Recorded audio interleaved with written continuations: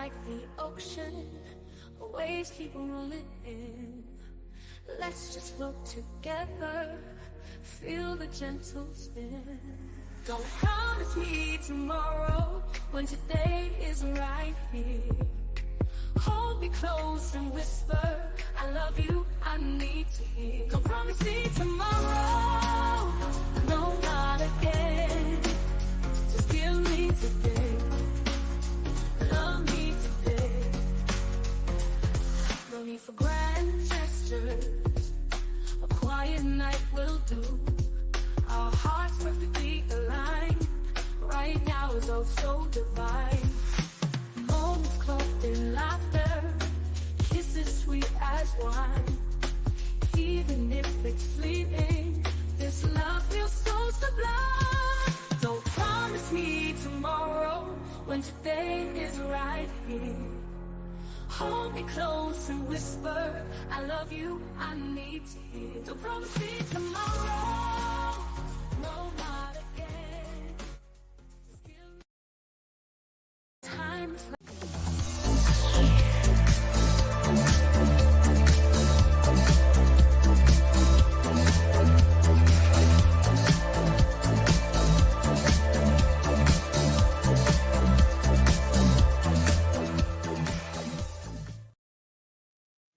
Hello, everybody. It's party time.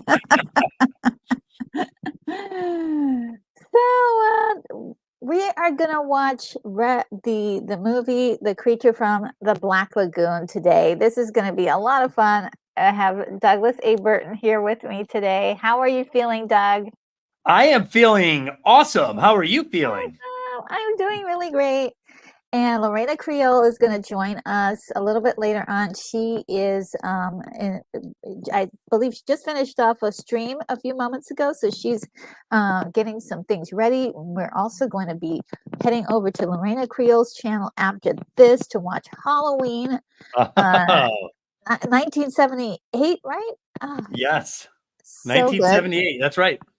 And this movie is 1954. Before we get into that, we've got comments to go through. We got a lot of them today.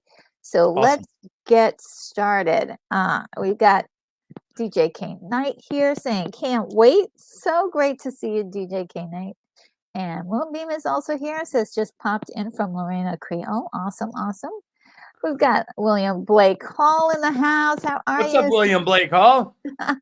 So, hey, guy, this kind of snuck up on me, but I think I can find 10 movie clips to help me get me through it. Awesome, awesome, awesome. And yeah, if archive.com was working, we could have sent everybody there, but it's kind of still working out its kinks. So, just we'll keep an eye on archive.com.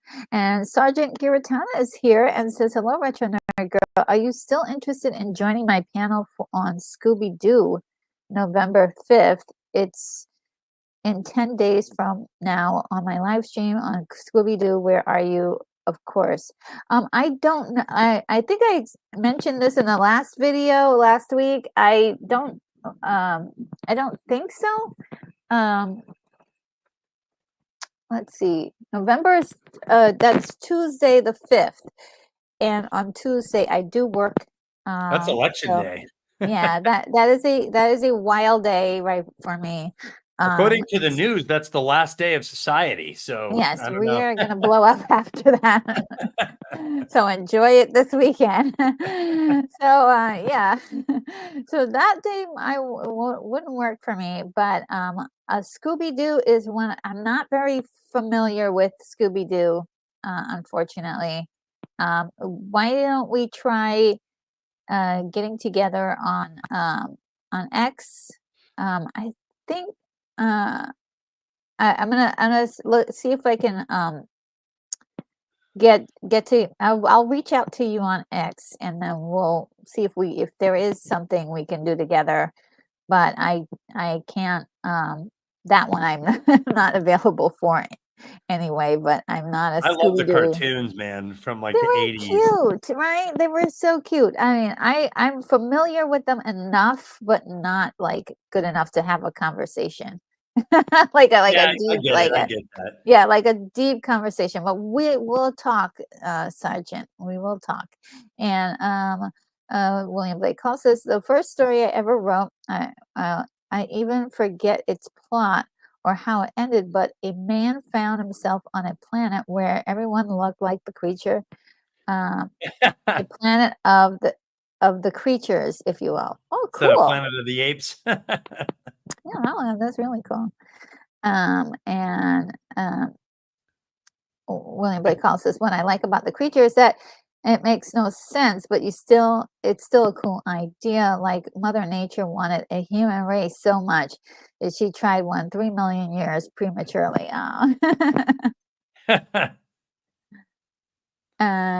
Well, they actually said, I've read in some of the modern National Geographics, they talk about that there were different branches of humanity that had evolved at some point.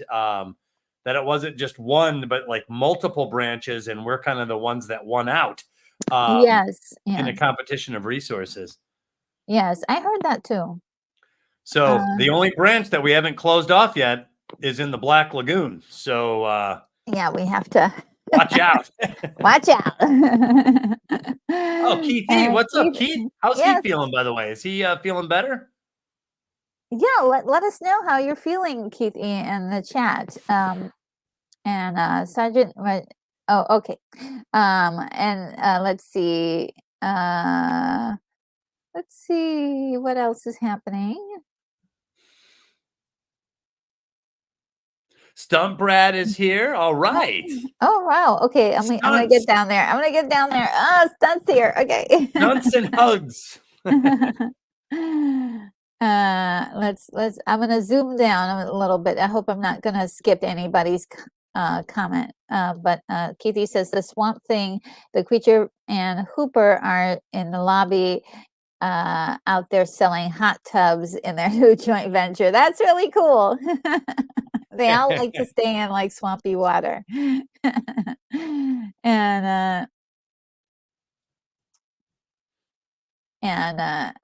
William Blake Hall says, I can imagine the creature telling Julie Adams, hey babe, want to join me in the hot tub? And let's see. Let's see. Let's see. I'm just going to zoom down, zoom down, zoom down. Everyone's talking about it. Oh, and Keithy says that he can hear me. William Blake Hall says, hi, DAB. Hi, Dab. How you the doing? Dab man. WBH, what's up? Oh, yeah, there she is, Stunt Bat. How are you? So good to see you. Creature hugs. Thank you. Oh, Time Lord Boy is here. Says I finally have a DVD of this. Awesome. Very cool. It's really cool. Yes. And I'm just gonna zoom through. And oh yeah. William Blake also says Douglas. Yeah, it was over just a few million years. The creature is at least 360 million years old. Right. Wow. What he's saying is the multiple human branches there is only a few million years ago, whereas this human branch would have been like way back, way beyond any other hominid type of thing. So get out your science books, everybody. Your biology books. Oh, Cameron Pasha, what's up, man? What? So glad to see you here. And Cameron, there is no shame in having a crush on Julie Adams. Yes. Creature from the Black Lagoon is one of my favorite classic horror films. I still have a crush on Julie Adams. Oh, yeah. She's beautiful. Yeah, totally. I was just like kind of doing a glance through yesterday as I was recording for our little preview that I'm going to show. And I was like, wow, imagine this in like real life color. They just had her like, even though she's like in the water and swimming and all that stuff, she still was like super, super glamorous. Just wonderful. Yeah. Yeah, Just it's a peek. amazing. Sometimes you watch these older movies, and there's still a part of my boyhood brain. When you're watching an older movie, your mind is just like, okay, this is like older movie. And you see some of these actresses from like the 50s or the 40s, and it's like you just get, that it pops you, and you're like, oh my God, she is just gorgeous. Yes, yes, yes. Still hits you. Yes, she is a true beauty, Yeah. and just and I liked her work in this actually. Let's see. And Keith, he says, I'm doing great. We can put Douglas Burton's link in his new channel and here several times tonight so he can get some more subscribers. Oh, What a Keith, great I like idea, the way you think. Keithy! Oh my God, for the win, for the win. For the win. Yes, thank you so much, Keithy. Yes, let me see if I can get that right now for you. I'm trying not to keep too many windows open, but every once in a while. Let's see. Let's see. Dogs. Julie Adams. She passed away on my birthday in 2019. So she just recently left us, 2019. Oh, wow. At 92 years old. Wow, good for her. She was born in 1926. Wow. Yeah, that's incredible. Okay, I just put your link in the chat. Oh, thank you, Retro.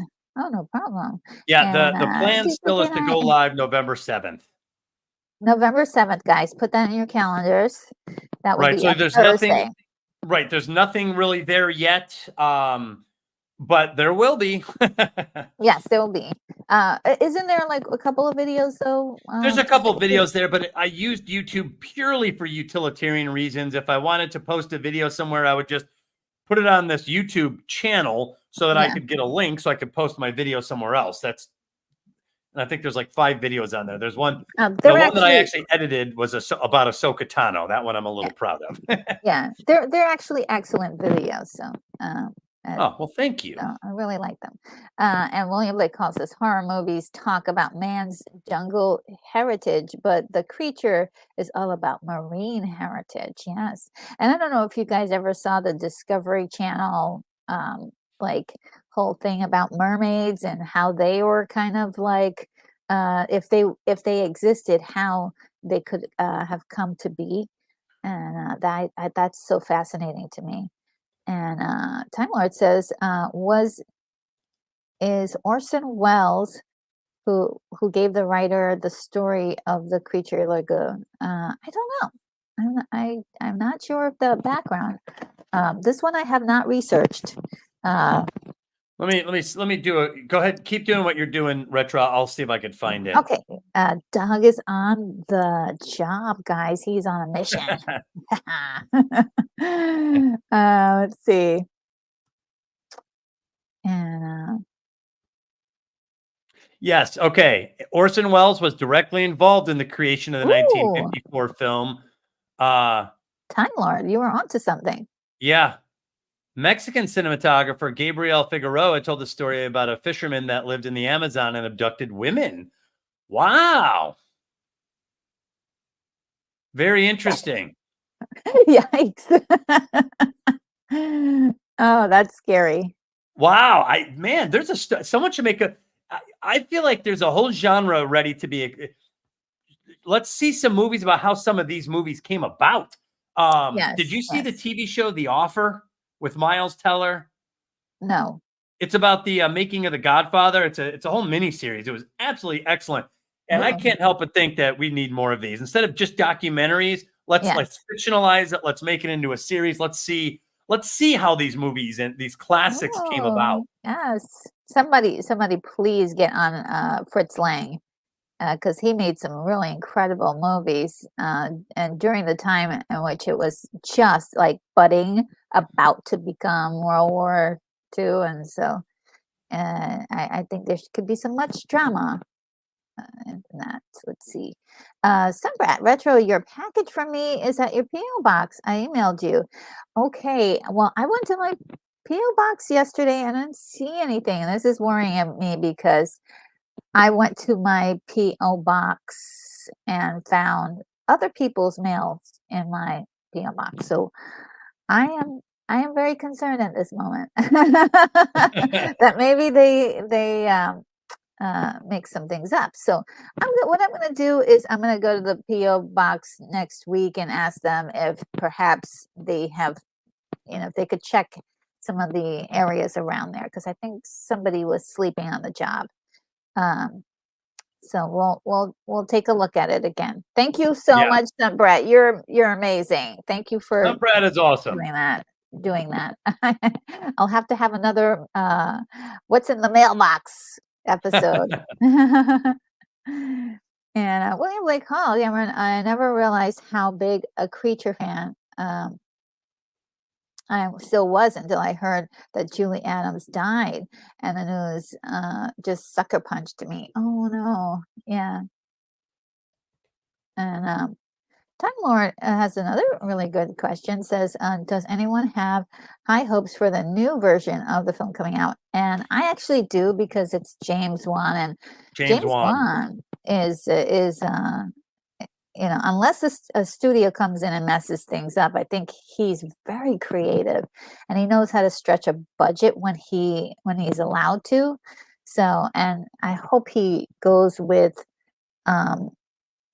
names, not smaller names in the industry, and not big names, so he can spend more money and time on getting his vision fully realized. Because I think that's where everything gets really convoluted, is when you get these big stars and that big, everybody wants to stick their fingers in it because they want it to make $1 billion.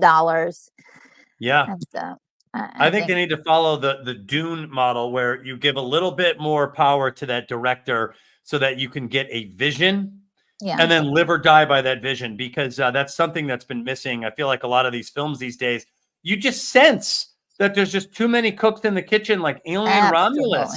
It seemed like Alien Romulus had a vision, and then you could just tell that everyone else, including Ridley Scott, looks like they all came in and crammed stuff into the end, and then they bogged it down and capsized it.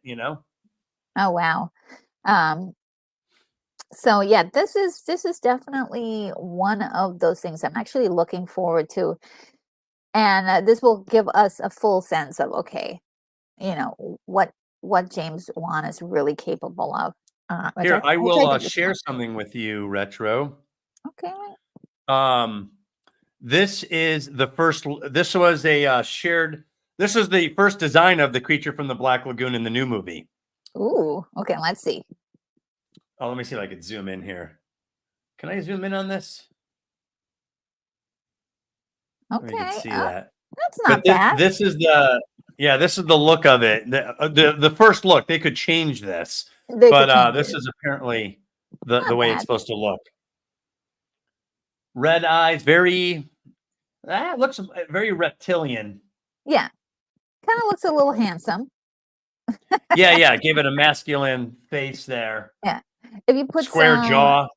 this is actually gonna, if you can impart some sympathy to this character, I mean, we can really, it can't just be a monster, but we need some softness in there. I like how they did with. Oh, go ahead. Sorry, I was just.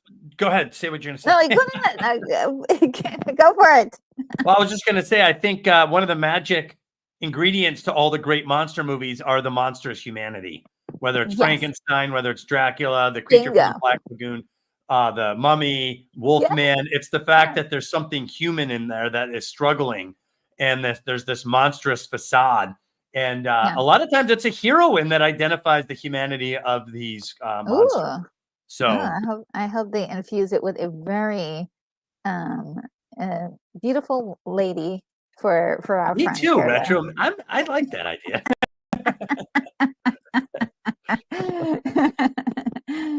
And I think we answered that question. And DJ K Knight says, voice, did I bid you welcome home MCA Home Video is proud to announce the Universal Studios Classic Monster Collection. These horror titles are dying to own: Dracula, The Invisible Man, the Wolfman. Oh Wolfman. yeah, and you were talking about the Universal monsters, and we're trying to identify them. Of course, we identified the big ones, like the ones DJ K Knight mentioned. But who else did you remember?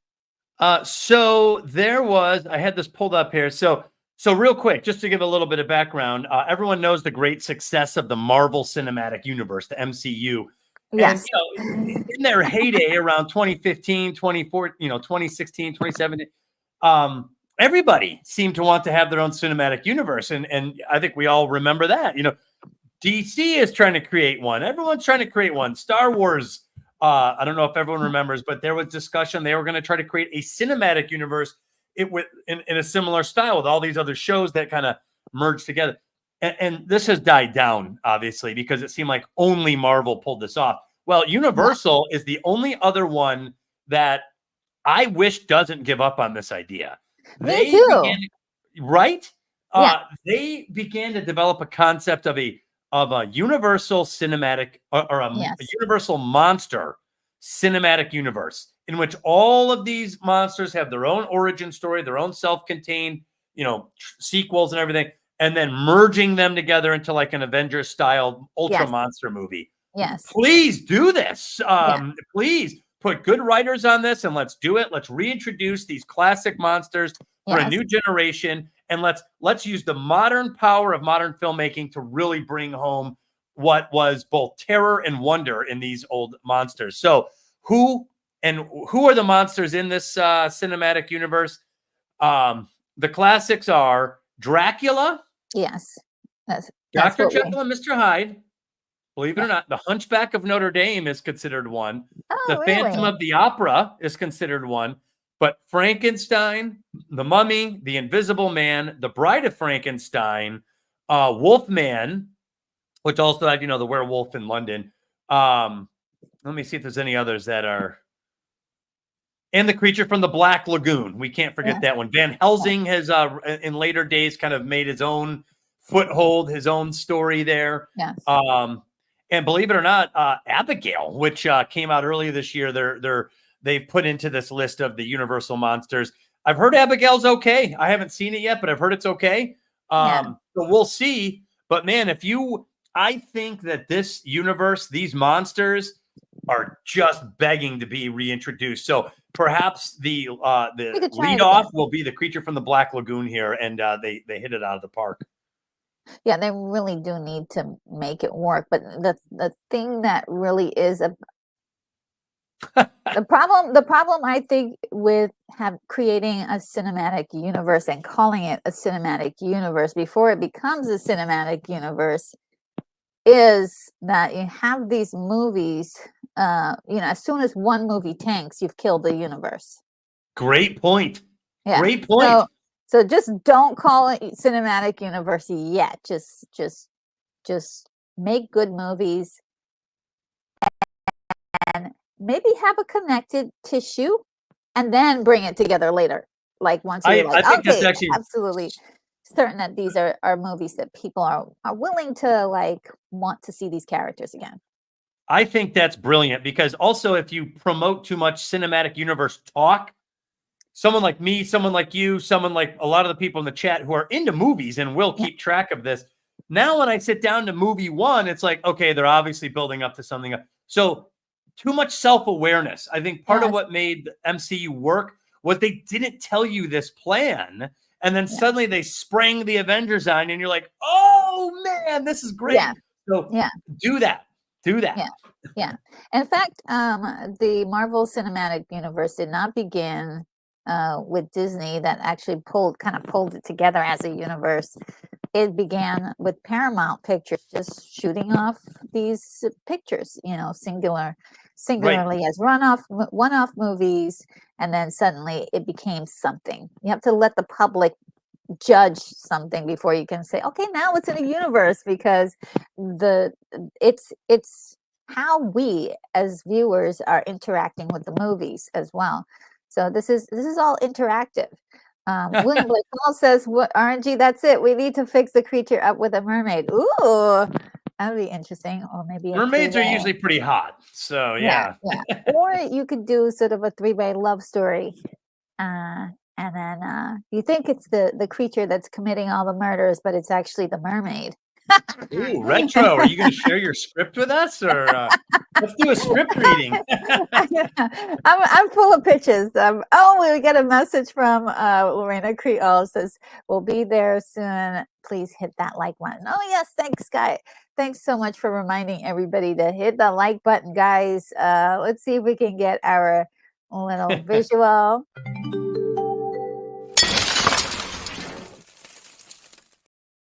Yes, hit that like button. Oh my goodness, it really helps out the channel much more than you know. So please do, if you're liking what we're doing right now. And of course the live stream watch party is about to happen soon.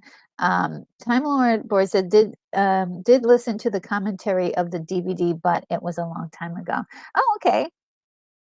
Cool, cool. I have to get my hands on something like that. I don't think I have the commentary. Let's see. We're gonna just go down. Oh, Darth Plato was here. So good to see you. I have a theory on this. Oh, okay. Why does the creature have red lips?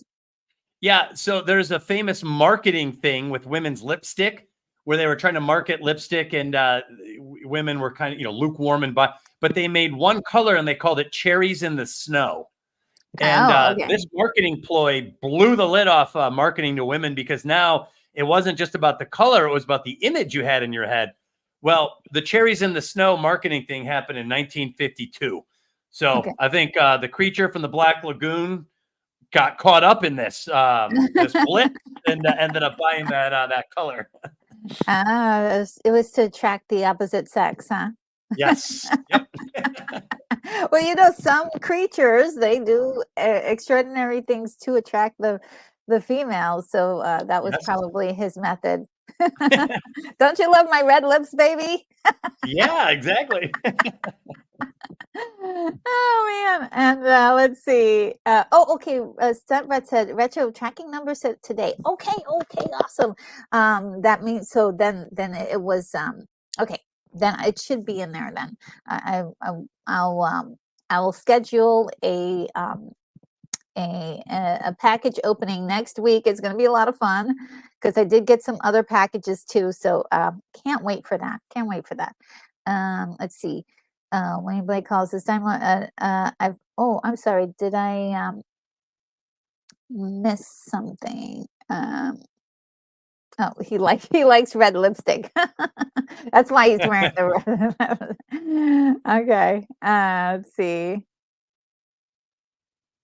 Moonbeam, no, it didn't start just yet. We're waiting for Lorena. Lorena is going to be joining us very soon.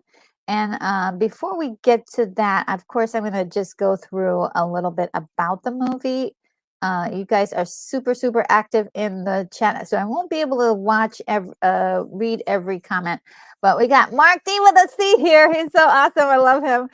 Whenever you guys love toys or trinkets from the past, love cool little thingamabobs. Definitely a lot of Star Trek stuff, a lot of comic book stuff. Go over to Mark D with a C. He has so many treasures and amazing things on his channel.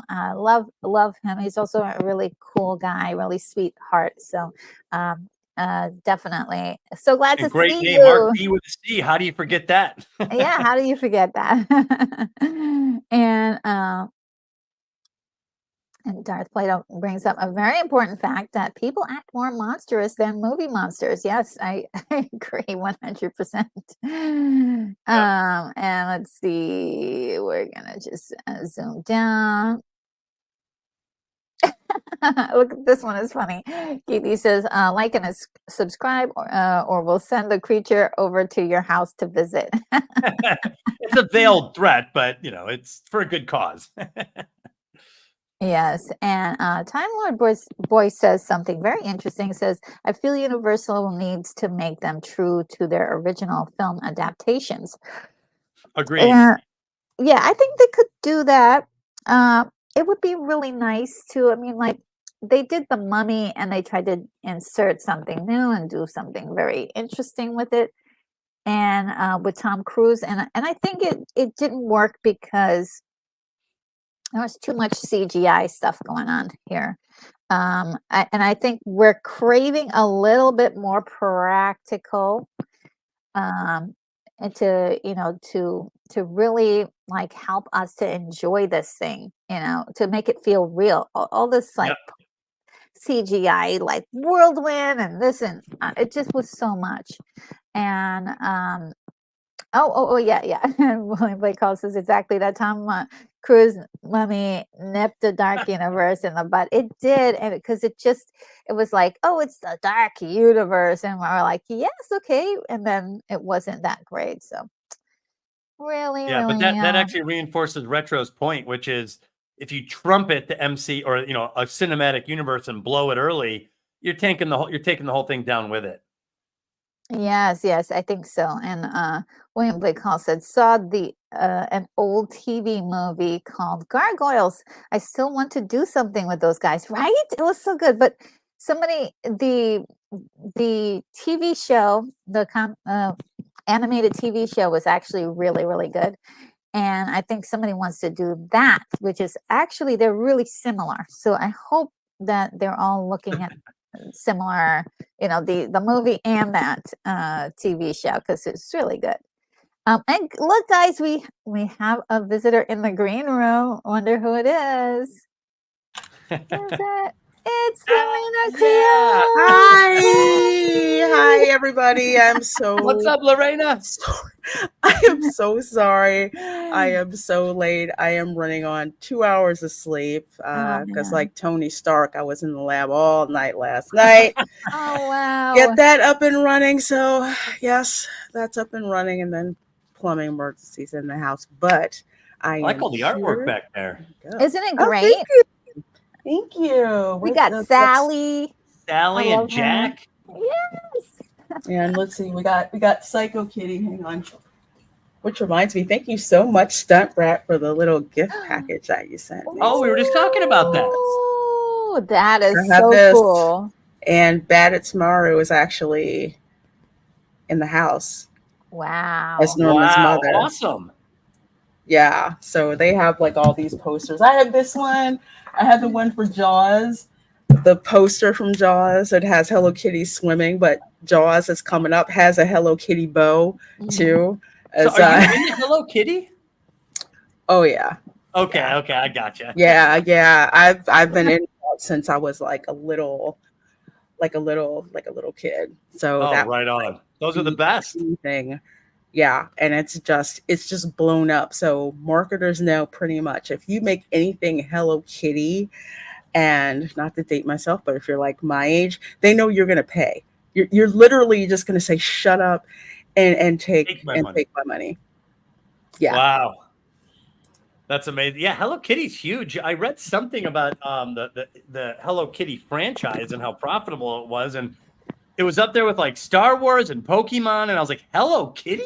Hello Kitty. That is the OG kawaii that came over from Japan, and just at that point in time, it was so cute, and just wormed its way in there along with like Rainbow Bright and all of that other stuff.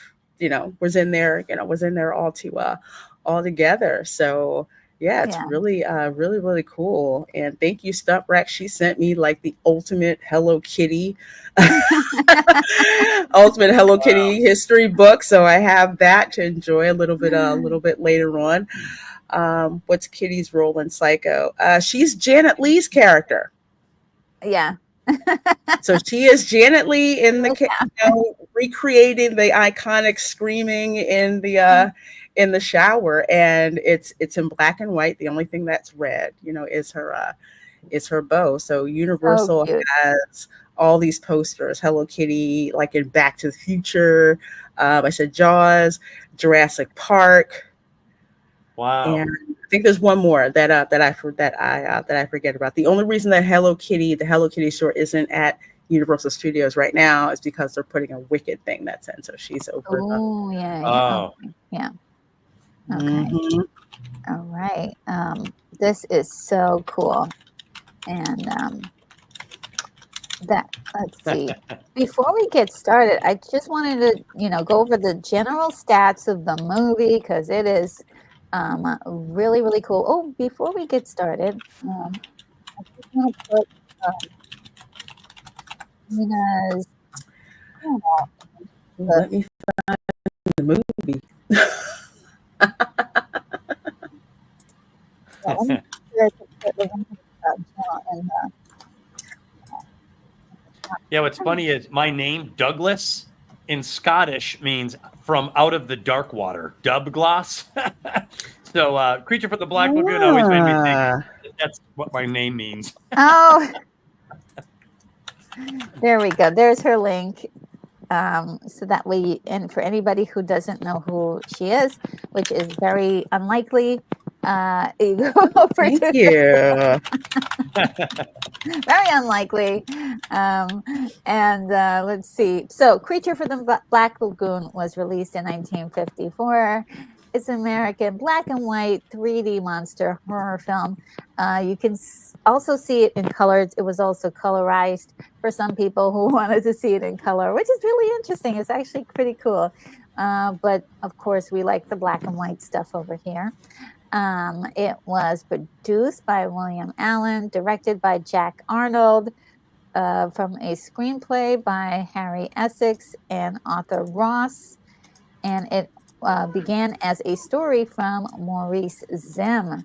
It stars Richard Carlson, Julie Adams, who we've been chatting about, and Richard Denning, Antonio.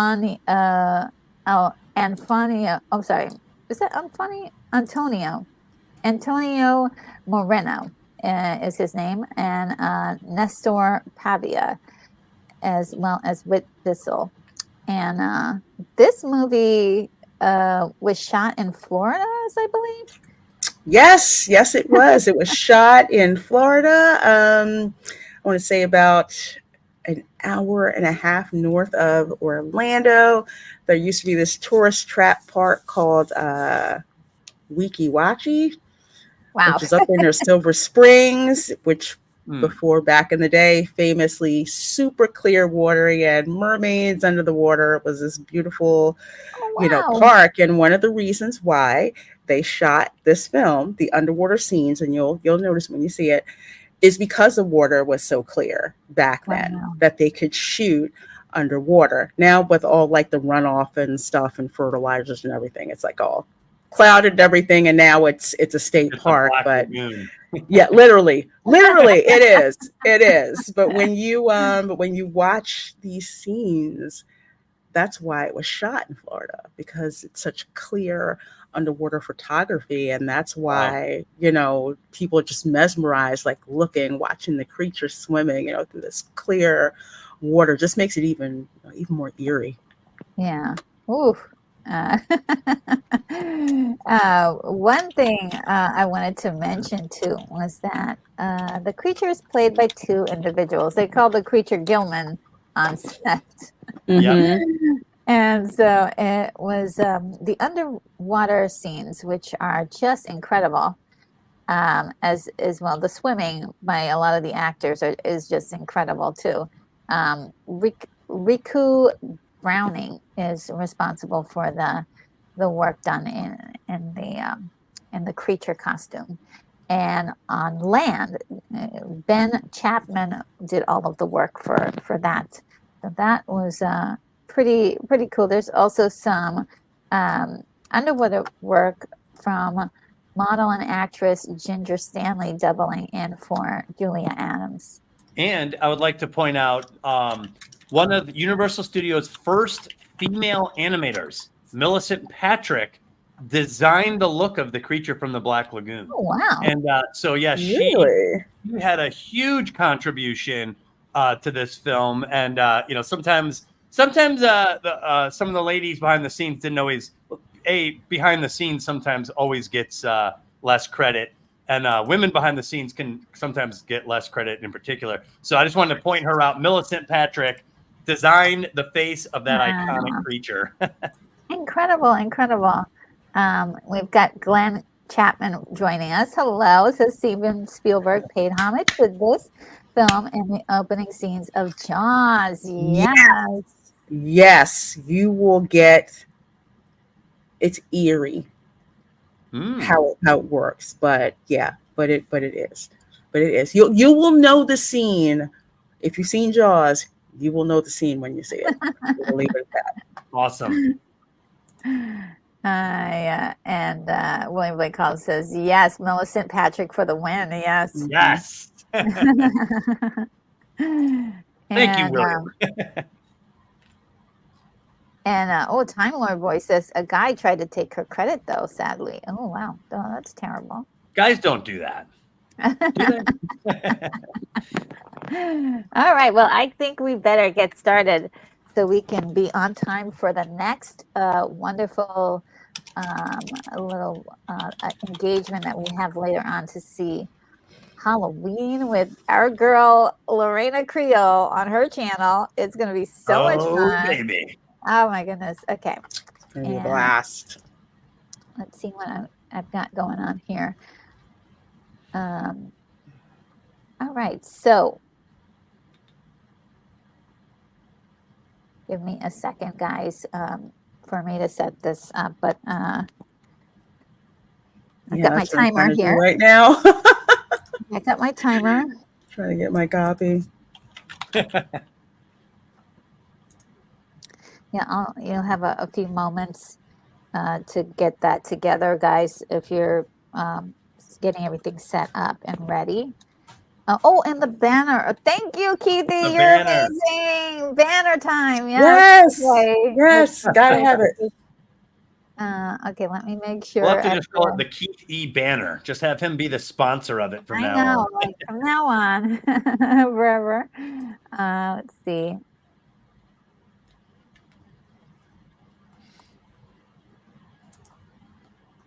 Black Lagoon. All right, here we go. We're almost there.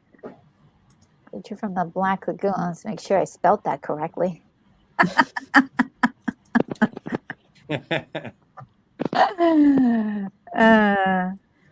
think I have this one in my Universal Monsters anthology, I believe. I hope so. I know I got it and had 6 monster movies in it, and it had Frankenstein, Bride of Frankenstein, Dracula, The Mummy. Oh, cool. Yeah. You can get it on Fandango at home, which used to be called Voodoo, for $5. You can get it right now. Oh, wow. Oh. Just to own it, yeah. Oh, to own it. Yeah. Wow, that's actually a good deal. Yeah, $5. Yeah, I'll buy almost any movie for $5. Oh, yeah. Yeah. That's it. That's a steal. And DJ K Knight says, Voice Hammer Horror Classic Collection, talented writers, directors, and artisans.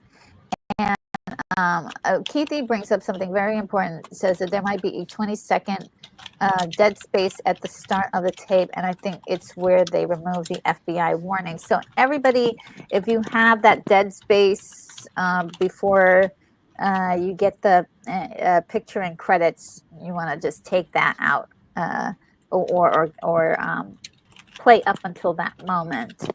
And because I think where I start in the film is like directly we get right into it. Yeah, let's see. And Glenn says that Pluto TV regularly shows all 3 films on their dedicated monster channel. Oh, awesome. Oh, wow. Nice. Okay, so now I think we should really begin. And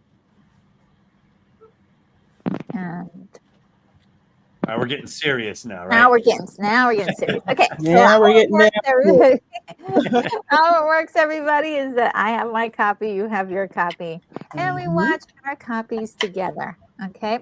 So I will not be able to see the chat. So I do have a auxiliary computer over here where I can glance over on occasion and see some comments. So newcomers, no. Also, I do have a timer in which you can follow what is going on. It will be positioned behind me if you can see it. But we will also have a visual placement for where the movie is. So if you lose track of time and everything, you can take a look at the visual.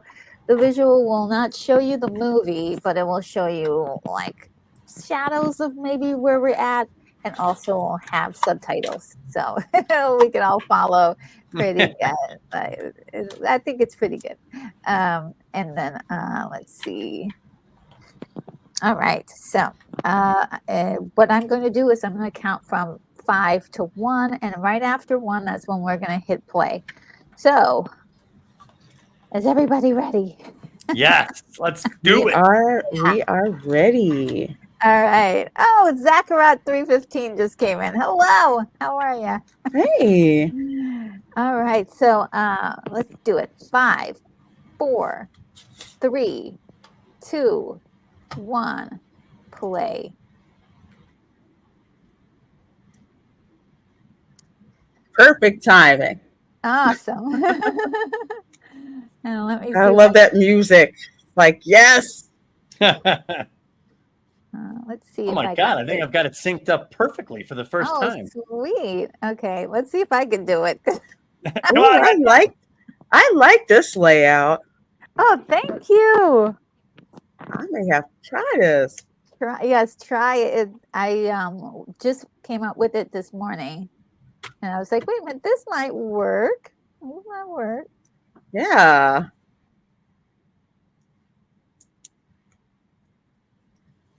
Let's see where we're at. Okay, I got some catching up to do. No worries. No worries. And I grabbed my snack. Oh, yeah.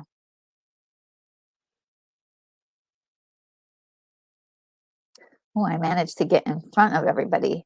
So, Lorena, maybe you know this.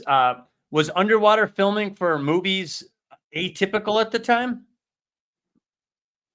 Oh, she just went to go get a snack. She'll be back. Yeah, she'll be right back. Okay, yeah, I got ahead of everybody somehow. Yeah, no.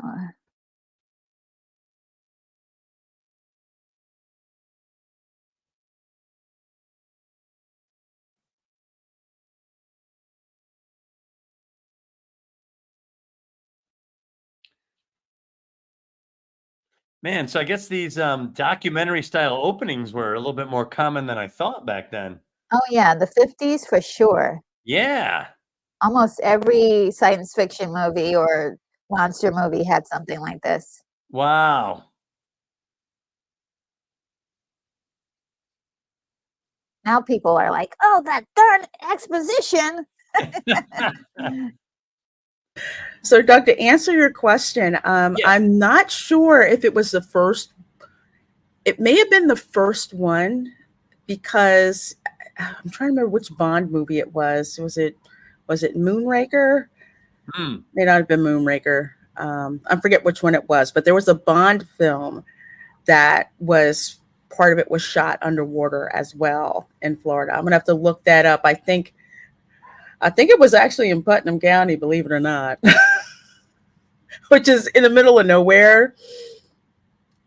Wow. In a place called near Rice Creek, which basically you can smell it before you drive over it, literally. Just due to the sulfur content in the water. Oh, right. Mm-hmm. So I always love this part where they see the hand. It's just so freaky. Yeah, funny enough, it says the first full-length underwater documentary was in 1954. So this must have been an emerging technology for this film. So this might have been a little bit of a treat for viewers at the time, to get a movie where you're getting underwater filming so prominently featured. Mm-hmm. So actually, that Bond film was Thunderball, and that was shot in 1965. Shot near Ocala, which is pretty much where this film was shot near. Interesting. And Thunderball was one of the first Bond films, right? One of the top 3 or 4? Mm-hmm. Ooh.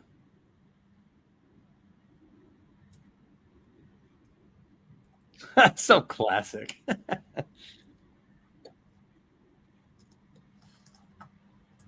And all you see is the hand. Mm-hmm.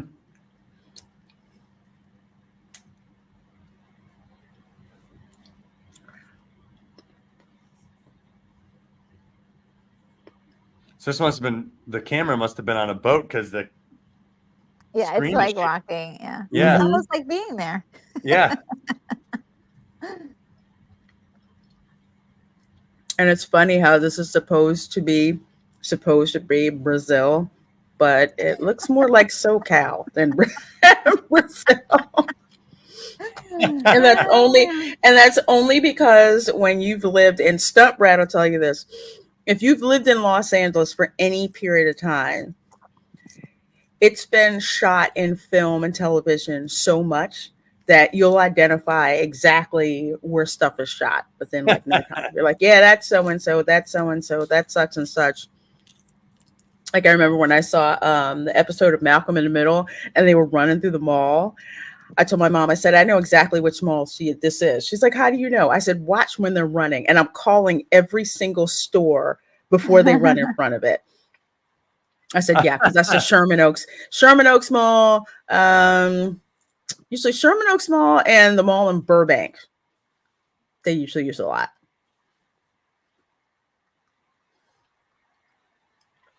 Someone, Cabot Kisser, is in the chat, and they said, if I understand, when this movie was in the theater, it was in 3D. Yes, it's a 3D movie. Yeah. Mm-hmm. Wow, the 3D that's incredible. craze with the 2 color. Wow. 2 color lenses.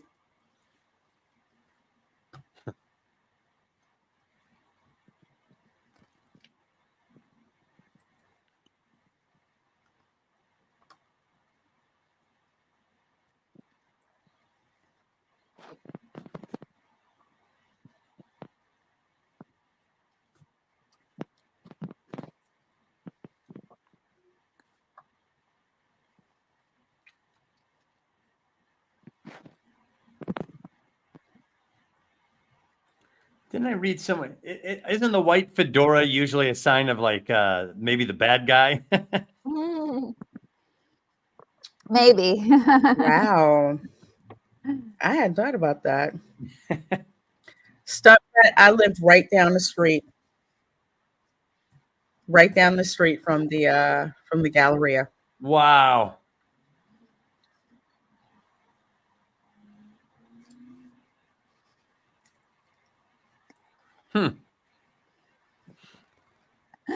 That's so funny. Oh my gosh, I just noticed he's got the Colonel Sanders bow. Yeah. Yes. Sorry.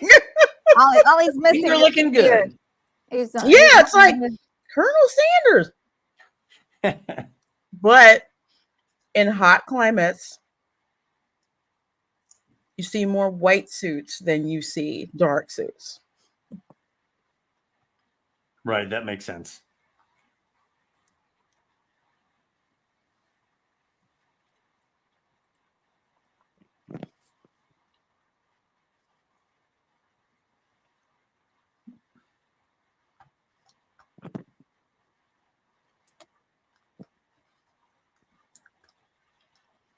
Yeah, that's right. You need the money. She's the one. She's the smart one there.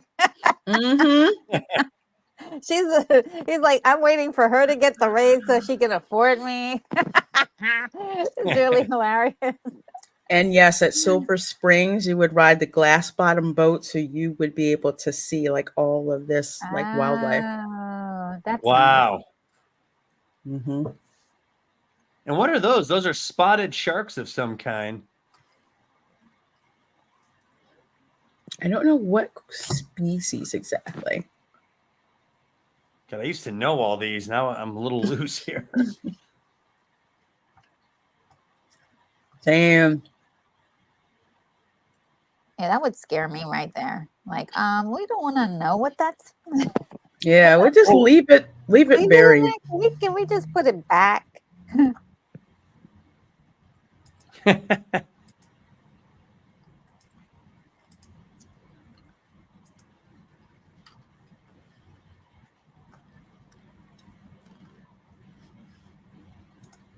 It's like find your best red shirts and bring on board. Yeah, everybody wears them.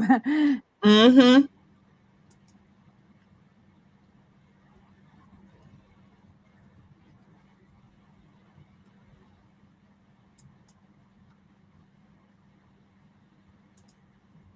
Interesting.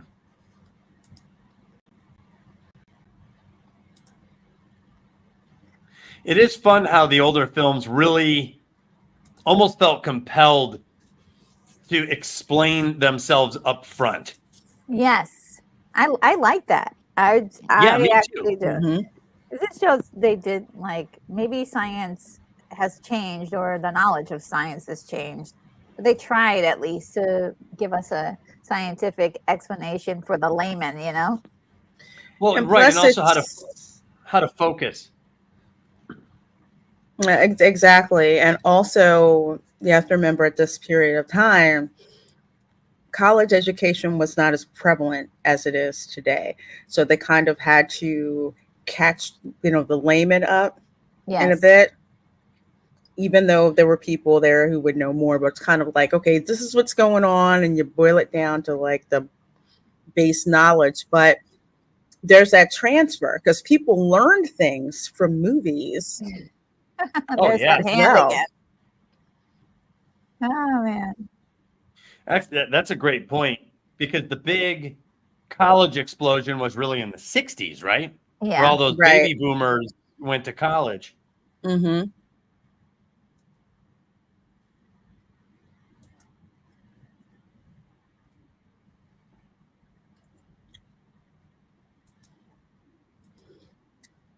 I love this B monster, B movie monster music, and you Yeah. just see the hand. Yeah. That's all I How can see. powerful is this? He just attacks it.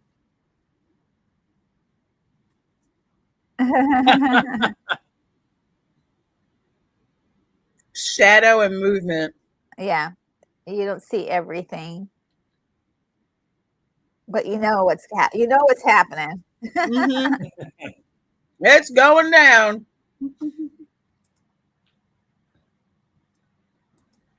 That's interesting that the creature's mode of attack is to palm their face and knock them down. Yeah. That'll get you. Oh, it's the cypress trees. That That's looks much Florida. more Florida-like. Yes, it is. There's no mountains, cypress trees. Boat captains still smoke cigars when they shouldn't be. Boats down a river. Yeah, Brazil's not flat like this, right? I Um, I don't know what Brazil looks like. it has some, I think some mountainous terrain further inland, but towards the coast, like where Rio is. Not that I can Pretty recall. flat.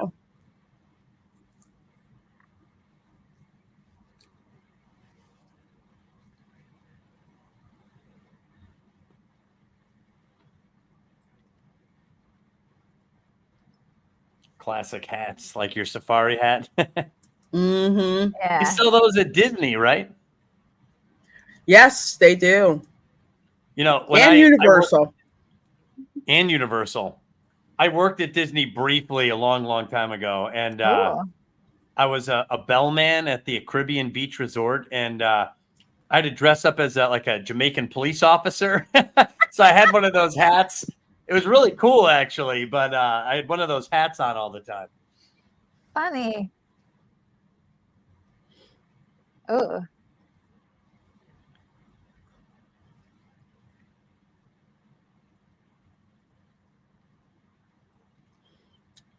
This is pretty cool. So in the sorry, go ahead, Doug. No, I'm just saying that it's pretty cool. I'm trying to dial it back to 1954. This must have felt pretty adventuresome going down river into the Amazonian River into Brazil. This seems like a pretty cool little adventure warm up, Yeah. Plus a callback to movies like The African Queen. Yeah. Yeah. When they're on the ship. And a little bit before this, you saw a shot of like this bird that went and like dropped into the river. Yeah. That is actually a bird called Nahinga, which literally fishes underwater. I thought I was seeing things. I saw this bird come out of the water and then go back down into the water. Wow. But that's how they hunt. They go underwater and they get fish and they come out, and you usually see them perched up with their wings stretched out if they're trying to dry their wings out. But yes. Wow. They are weird birds. That's interesting that I caught that. I'm like, wow, that's the only bird like in Florida hunts underwater.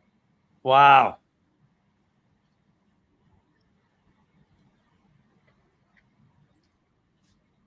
Just have her like stay somewhere by herself when it's like oh, I love the reaction of these guys. They look like they really see something horrible. Yeah, I guess not a lot of them left.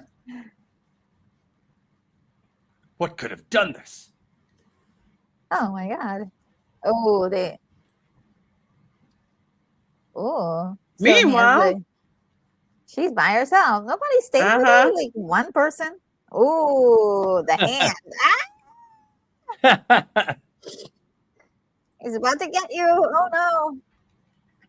I don't know whether to say the hand or, hello thing from the Addams Family. Oh, he almost grabbed her. Mm-hmm. And you can see the disappointment in his hand. Like, dang it. That is one disappointed hand. That's some good acting. I think it was excellent acting.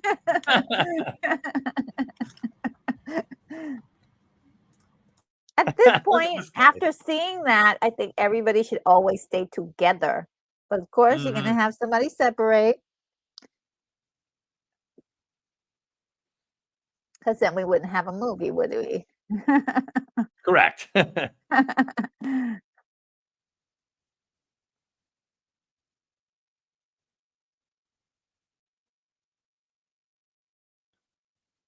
Or you could do the Jim Cameron where everyone does the right thing and then the bad guys figure out how to break it up anyway.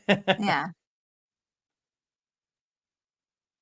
I would say old school Cameron. Yeah, old school Cameron. Yeah.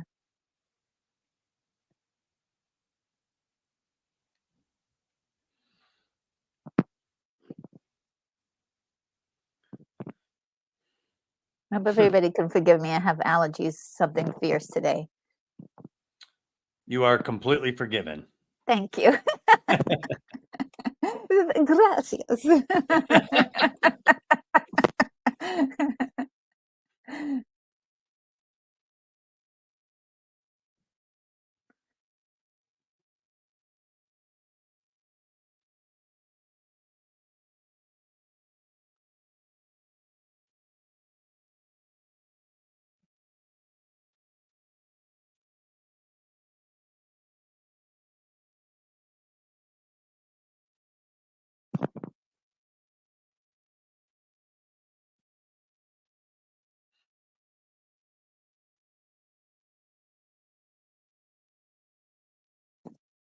This guy's accent is very interesting. Yeah. Yes. I don't mean to interrupt you, but Joseph Begay. Yeah, yes. Thank you so very much, Joseph. Oh wow. Okay, let's see if I can read off the names really quickly of the people who've gotten memberships. David Blackman, Lorena Creole, you just got one. Mama Bear, Reina, welcome aboard. Scotty got one. Oh, that's really good. Let's see, Don Strutz, the Duxman, 1977, Charles Claude Felter, RJ, Lauren W, Lord Vigilator. Wow, that's a name. Thank you so much, Joseph. Okay, this is wonderful. Really Thank appreciate you. that. And to everyone who's gotten a membership today, because of Joseph's wonderful generosity, please know that it is 30 days until today, until like 30 days membership. And then after that, if you'd like to join permanently, you are welcome to do so, but it's only 30 days. So please enjoy. There's lots of stuff coming up for members soon. So awesome. Wow, that's awesome, Joseph. Yes, thank you. Okay. So generous. And Thank says, you. Yes, and Joseph also reiterates that and says, "Have a great weekend, all." He's gonna jet out. He came in and did a drive-by gifting, so thank you. Really appreciate that, Joseph. You're amazing. Those are so funny when I'm like, can't stay. Gifts and memberships. That's so amazing. Yeah, and Time Lord Boy said, "How beautiful was Julie Adams in this?" Extremely. Gorgeous. Yes. Oh my God. Yes. Just beautiful. Yeah, it's amazing how some of these actresses, it doesn't matter how much time has passed. When you see them on screen, they just have that something and you're just drawn in. Oh yeah, yeah. Mm-hmm. They have that presence. Yeah, something about it. You just can't take your eyes off them. Yeah. The SS Rita.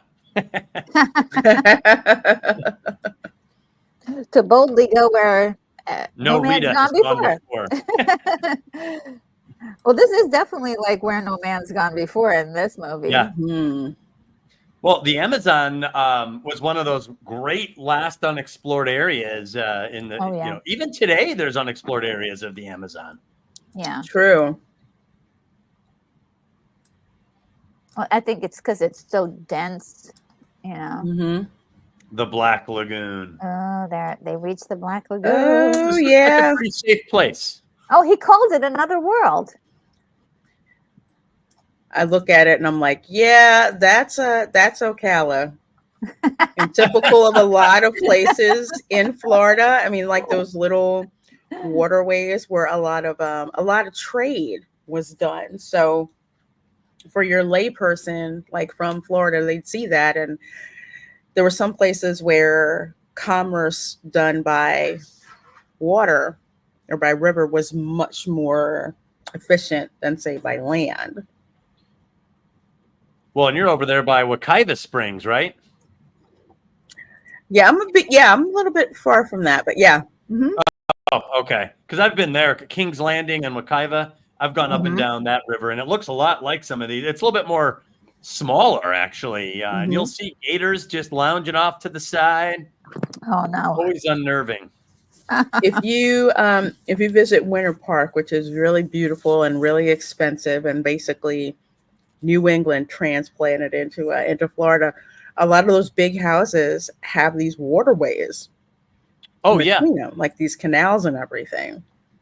Clear Lake, I think there's a couple because I used to appraise also in Florida, and there's a couple subdivisions around Clear Lake that have the waterways where you have boat docks in your backyard, and then you go right down these canals into the lake. It's pretty cool. Look at how clear that is! Oh my gosh, that's incredible. Yeah. I had always thought that this was like a giant tank because it was so like, I'm like, there's no way. And it's remarkable. And now today they have to use tanks. Yeah, you have to. Yeah. There's no way. And from what I'm gathering, seeing footage underwater for this length at that sort of resolution was not typical. So this must have been a real treat for people in 1954 to get a sense of an aquatic underwater journey deep in Brazil, under the Amazon. I mean, this is the stuff of like high adventure if you've never seen it before. Yeah, yeah. Mm-hmm. And for, anyone who's interested in marine biology or somebody who like see this movie and they're like inspired, now I want to do this for a living. This is the stuff that inspires kids. you know, to want to become, you know, Mhm. marine biologists or scuba divers. Just want to try it even at least once. It looks cool. Yeah. Does. I look at this and I'm just like, wow, this is before this is before Florida got colonized, so to speak. Because this was in this, 1960, but no one's trying to go to, middle of Florida. They're either going to Jacksonville or they're going to St. Augustine or they're going to Tampa or they're going to Miami. Yeah. Well, and there was, Florida was kind of like not a wilderness, but like a rich man's playground for a while. Like the Rockefellers would go down to where Ormond Beach is, and they would take automobiles. This is in like the 1920s, and race automobiles on flat sand beaches near where Daytona is today. That's why the racetrack is there. So Florida's got these. You're right. This like weird hodgepodge of like backyard playground for rich people, and then it became like, and then Disney bought up all that acreage in Central Florida, and now it's Florida's its own thing now. Yeah. Oh my gosh, you see like the bottom. That's beautiful. The bottom looks like it's just gorgeous. The sandy bottom. And this is in black and white. So imagine it in color. It must be like, oh no. Rises out like, how you doing? Hey. And seeing the bottom like that again in modern movies, it's like it's either a CGI or it's like shot in a tank, or something like that. But to see like the bottom so clearly, that everything was definitely is something so different. Clear.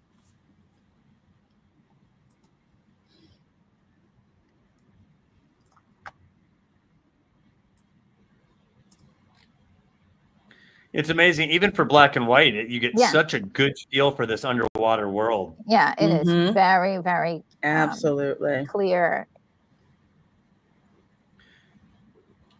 And there's something like hardcore, like adventuresome about a guy underwater, shirtless with a knife. You know what I'm saying? Yeah. You are doing the work. Yeah. In many ways, very, very vulnerable, but also like fully equipped to take care of some things. Yeah, there's something primal about it, Yeah. Do you notice in a lot of action movies, and I can't remember if it's Rambo or not, but it seems like a staple of like the 1980s action movies.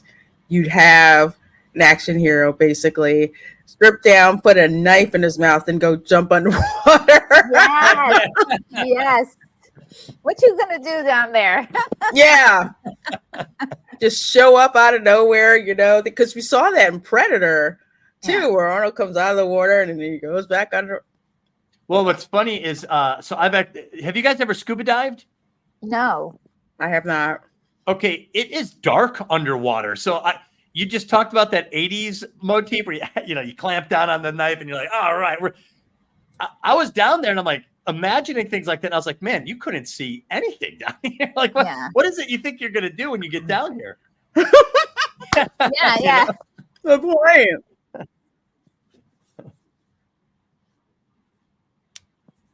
Yeah, actually, I got scuba certified in Florida, Lorena, in Blue Springs. Mm-hmm. It's been forever. I couldn't do it if I had to do it today. I'd have to restart. Honestly, I am scared to death to scuba dive. I will snorkel, but it's just something about it. Lance is here from the Outcast Creative. What? Lance? The man himself. So good to see you, Lance. You're doing good. Says, please give me a shout out after the stream if you can. I will again. I will give you a shout out. Let me see if I will give you a shout out before the end. If anybody can remind me as well. So good to see you, Lance. So good. And Douglas, Time Lord Boy has a question for you. And me. And are we meant to feel sorry for the creature? The script is that the modern perspective is that we're supposed to feel. I think all of us can answer this question. I think yes. You could. Yeah, you could. I think You have to feel something for it. Hold on, Time Lord Boy. I really want to study this movie right now. Yeah, but yeah, I think you should feel something for it. Yeah, Hatred he didn't or seem happiness. he didn't seem malevolent. They were kind of like they invaded His world, his right? territory. Yeah, yeah. I Right. love this. You know? This scene here is so crazy and beautiful. It is. It's very, very, because there he is, and you're like, oh my God, she's gonna. That looks familiar, doesn't it?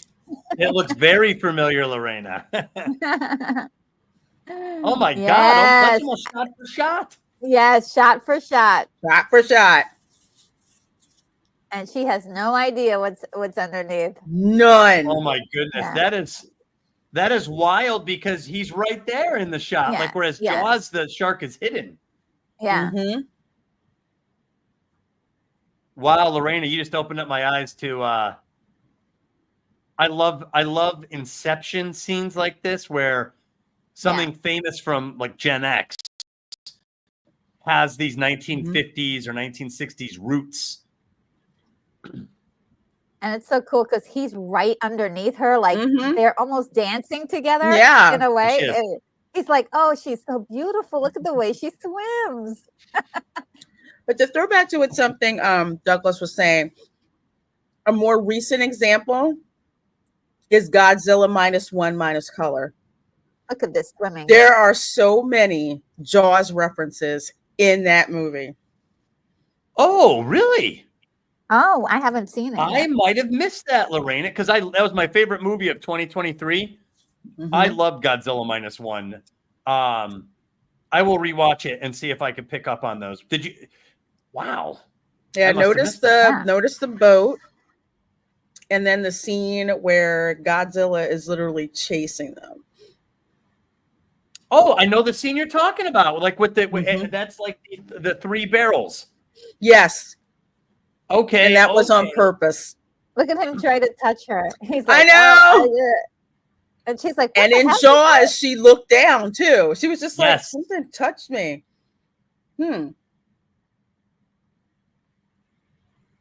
She's going down to see if she can see what's going on. And he hides. These are great shots underwater. I'm actually kind of blown away. So great. And the swimming is Beautiful. Fantastic too. I completely underestimated what this movie was going to deliver. Oh yeah, it's so good. This is why it's lasted so long. People are still talking about it to this day. Love it. One of the best like B sci-fi movies that you'll just watch over. And at this point, you're like feeling kind of scared for her because the guy's saying like, "Hey, Miss Lawrence, you're too far out." And she's like, "Oh yeah, whatever. I'm just having fun." And there's the creature. He's like watching her and like desiring her. Okay. So some things don't change for 300 million years. Yeah. He's like, "Oh my, I gotta go find out more about this lady." He's like, "Man, they don't look like that down here." I know. Yeah, I gotta go follow. Let me go check this out. She has smooth skin. But I don't want to spook her. And he's already touched her, so he's like, "Oh my goodness."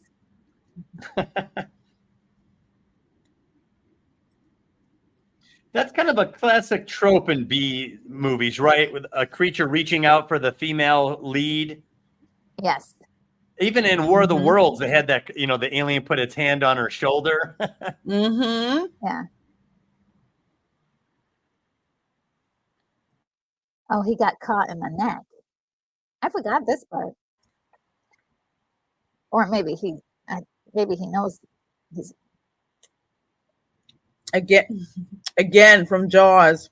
I was just thinking. Another Jaws moment. Yeah, that's leaning over.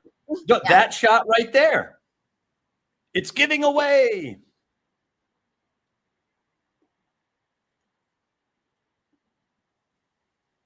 It's gonna break. This is just like Jaws. Yep. Yeah. Yeah, so in Jaws, they're trying to pull up Matt Hooper from the cage, the shark cage. Mm-hmm. Yeah. Oh, and he does this too. He chops it with a machete in Jaws. You're like, dang it, got away. There's a hole inside. Mm-hmm. That's what sharp claws can help you do. I don't think a rock does this. Oh, they got one of the scales.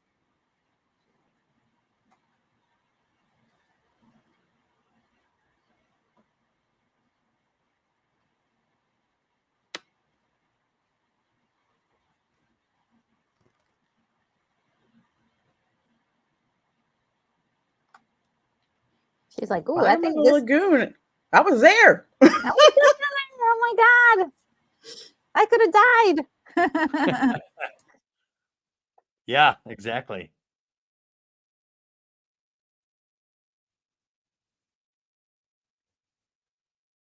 Oh boy. Yeah, Time Lord boy. I think that's what Lorena had pointed out, and I think she's right. I think, in fact, I don't even know if it's arguable. It looks like Steven Spielberg was heavily influenced by the Creature from the Black Lagoon, because some of these shots are direct. And it's funny because I've heard people say they're ripped off, and I know I don't like that, because obviously Jaws is a great film. Yeah. So what I think is happening, and Retro and I talked about this with Raiders of the Lost Ark and the stunts that they were performed, how they were taken from Zorro. These are what are called homages, which is the modern filmmaker tipping their cap to something that inspired them in the past by doing it in a way that makes it clear that I remember what you did, and I'm including a little bit of that magic in my film. And I believe it's really one artist's tribute to another artist. I think so. And I believe that very firmly, because if I make a movie, it's going to include a lot of the experiences that I've had watching other movies that I enjoyed. And that's how you kind of build steps. It's a ladder. You build steps 100%. towards, and that's what film genre is. Yeah, and a lot of times you're mixing things. Like we talked about the Battle of Hoth as a mixture of the setting from The Thing and the unstoppable terror from War of the Worlds. You mix these things, and then in the Star Wars universe, you take things and mix them together. Mm-hmm. Just like the marketers from Hello Kitty. They take Hello Kitty and mix it with Psycho, and now we got to put They're not ripping these things off. They're celebrating them in a way. Yes. I think you could, there's a big difference between ripping somebody off and passing an idea off as your own versus including some of the source material that inspired you in your film or story.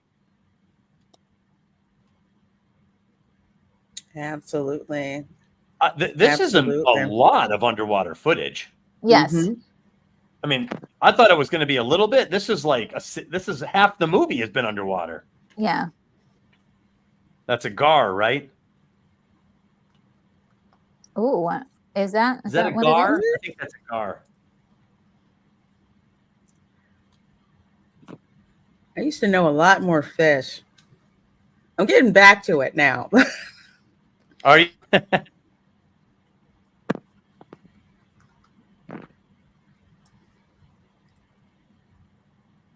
Uh-oh, there's the hand. Mm-hmm. I love that's the symbol of him, like being in the, like before he approaches, you get the hand. Well, you know what's interesting is, like in Jaws, you use something else to show us where the shark is, like the ramp that got pulled into the water, or the yellow barrels, or the shark fin, without showing the whole shark. This, it's weird. They're showing you the entire full body of this, and then also showing you just the hand. So they're kind of doing both here. Yeah. Like you're getting a good look at this thing. They're not subscribed to the less is better here. And it's probably because of the underwater factor. You've got underwater footage, so you might as well just show this thing in its home environment. Well, this is where you kind of feel bad for the creature, because they're actively hunting him. Mm-hmm. He did kill two people earlier, but this is his home, and they're looking for him as a a live specimen for their scientific studies or exploration. And he's fighting for his life right now. So you feel some sympathy for him. You feel sympathy for him.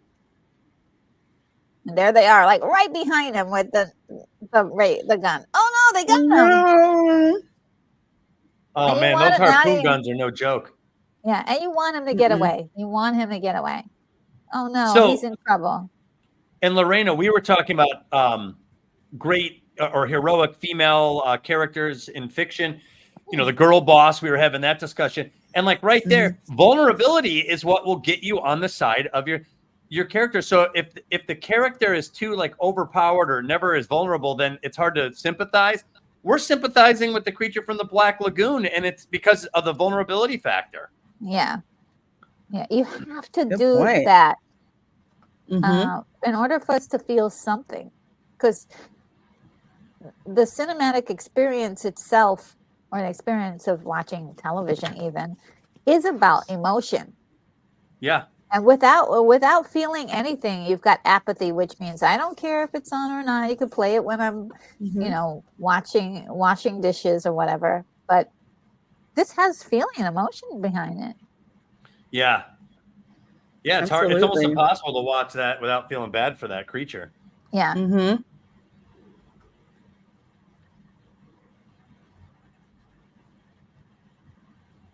See, he doesn't care. He doesn't think of it as a being. He thinks of it as an it. Well, he's got the Burke factor from Aliens, right? Yeah.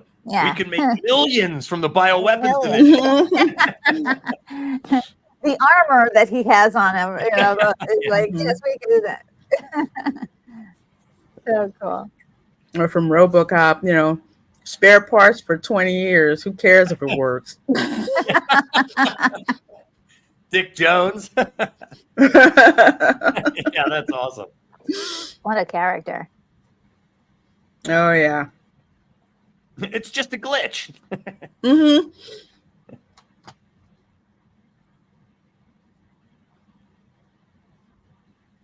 Look at the lighting in this. Like I feel like lighting is an art form that's getting lost in the era of CGI a little bit. Yeah. That's where you pick up textures, and that's also what's missing from a lot of CGI things, is that you don't have that texture. That's why when we see practical effects, we're like, oh my God, that's so cool. Yeah. I mean, puppets are more lifelike than some of the things that they do for CGI. So, yeah. Yeah, we were watching Empire Strikes Back last night, and I was actually marveling at how good Yoda is. Yeah. Oh, yeah. how well Yoda holds up for 2024, a puppet. So anyway, you could do a lot with practical effects if you have the right people on it. Yeah. The creature was like, I am sick of playing defense. Oh, that's such an obligatory 1950s horror show. Yeah. Ah!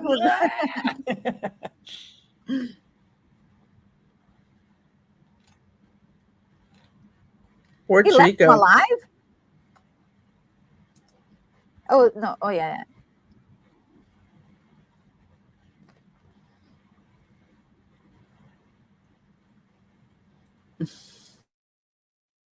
Demon, hey? Gilman, yeah.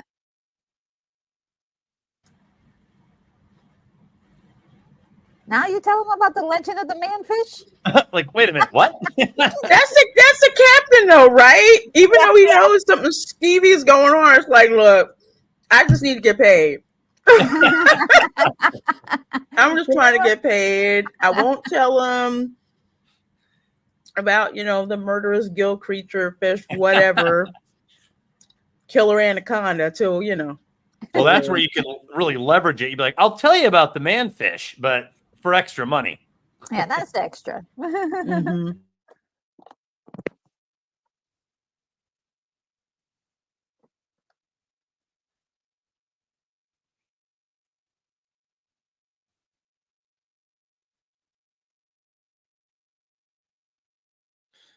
Yeah, this creature's pretty bold too. He comes right up on the boat and attacks somebody.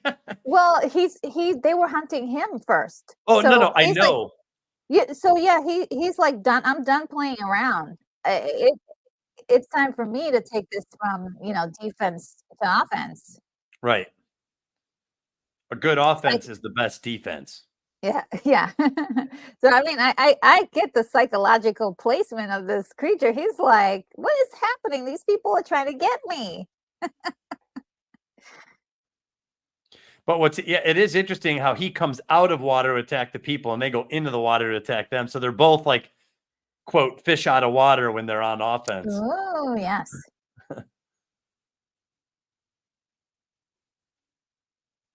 Oh, no.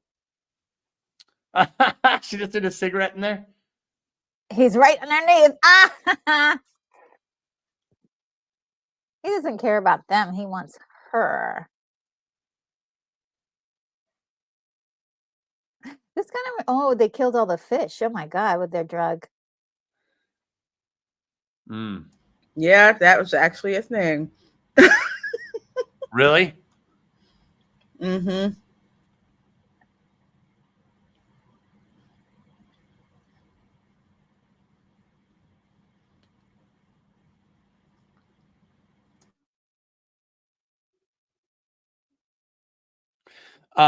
So Slasher Fred is in the chat and he says this was the final Universal monster film. Is that right? Was this the last one? Oh, I believe so. Interesting. Yeah, they were doing it from since the 30s, 1931 20s, with Dracula. Because I think Dracula was the first one, if I'm not mistaken. And that's 1931. And you had the Mummy, that was in the 1930s, right? Yeah, Mummies, Frankenstein. They all kind of came out all at once. And then Dracula, Bride of Frankenstein, that whole era of like the monster films. Wow. I like how Rita is the ship, and then the little boat is also called Rita. Just the not Little Rita, Big Rita.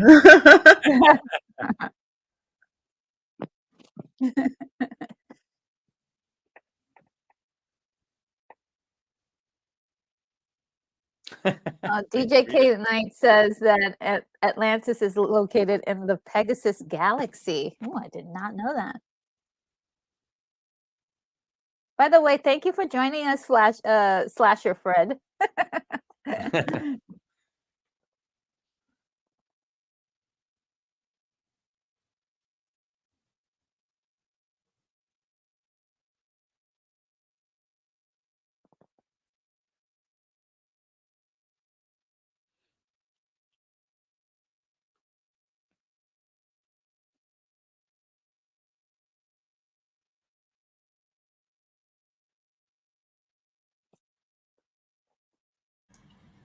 That's right, because this is before the moon landing. So they had the Mercury program, Gemini program, but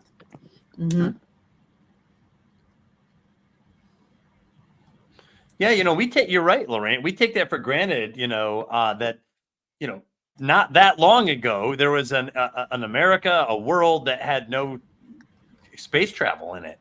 Yeah. No SpaceX. No self-landing booster pods. That's so cool. Yeah, I try to remind people when we're watching these older movies that there's just a lot of information that we all know that scientists at that point in time did not even know existed. So they're going to get some things wrong, but they were imagining, and they were from those imaginations, it inspired people who later became scientists and biologists. Yeah. Right. Yeah, there's a super close relationship between the imagination and science fiction and fantasy and even, like you said, the old monster film and what inspires people to go into their jobs. So one of the things I always loved about film and stories is this ability to kind of spill into the real world. Oh, yeah. So good. Okay, here he is. He's attacking again. He wants this lady. That's what it is. His hormones are going insane. He's like, there's no other woman, no other, he's the last of his kind, I believe. What they're, yeah, who could blame the poor guy? Yeah. Oh, he doesn't like fire. So we're establishing that. Yep. That's a cool scene at night like that. Yeah.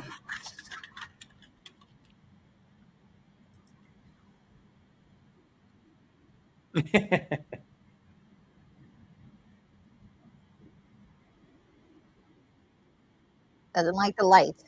That's pretty creepy. Yeah. Whoa.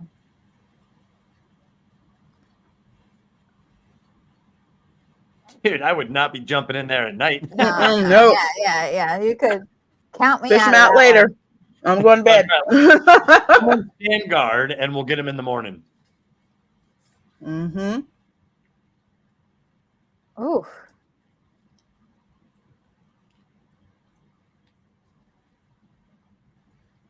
Yeah, these dudes are pretty brave here, man.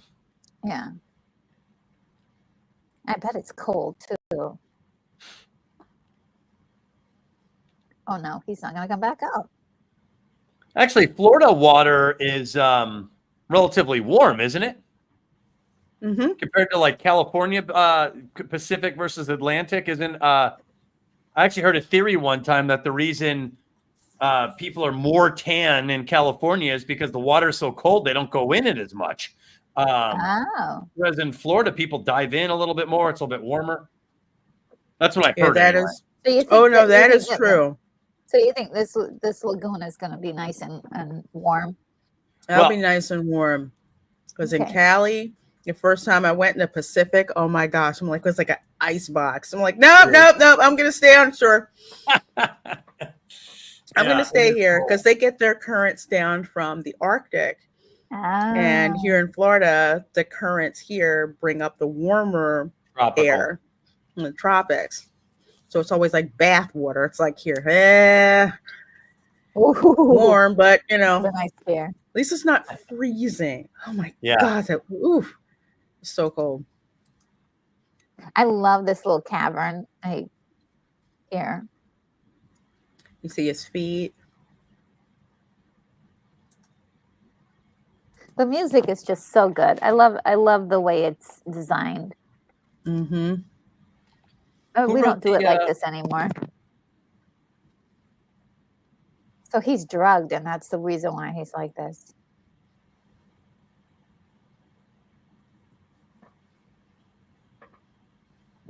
Oh, my allergies are just out of control right now. Oh, no. That sucks, Retro. I hate that. Allergies are the worst.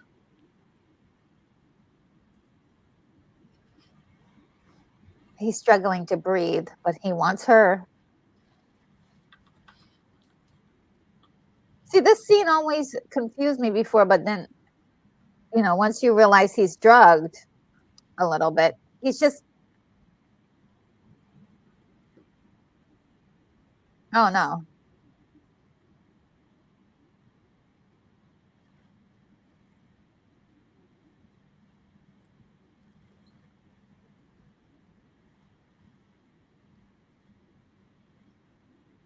Oh no, she just fell immediately. Like King Kong, right? Oh no, he's drugged. He can't, he's not strong enough. We got him.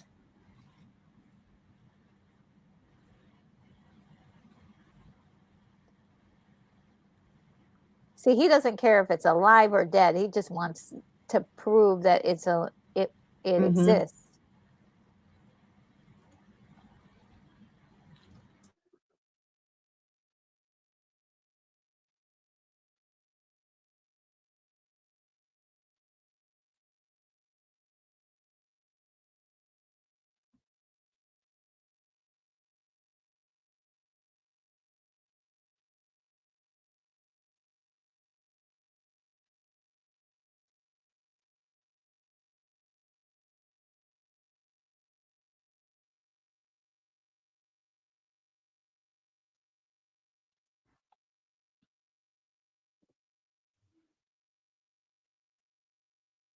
He only wants this creature.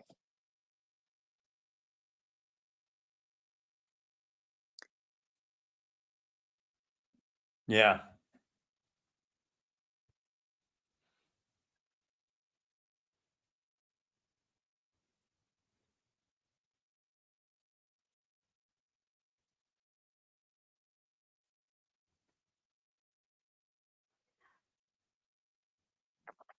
I The would not. old pipe. I would not want that job.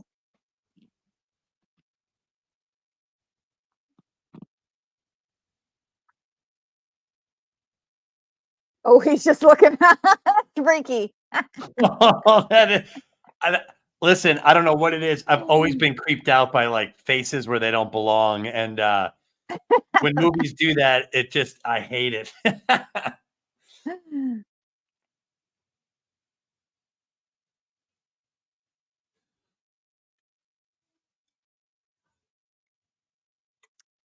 Oh. Yeah, I don't like that. You didn't see that. You don't know what he's thinking. He's just Don't like, you know stuff? Don't you love stuff like that where we see the killer, but the target doesn't? Oh yeah. Yeah. Yep. Yeah, it creates just an instant sense of vulnerability. Yeah. Look at those eyes. Like everything about that's disturbing. Man. Yeah. Oh, what a great design. It is. Mm-hmm. Millicent and Patrick. Yeah. It looks alien and enough to be freaky, but also you can with the eyes, it's like, oh, there's somebody in there. Humanity. Yeah, there's a degree of humanity. Yeah.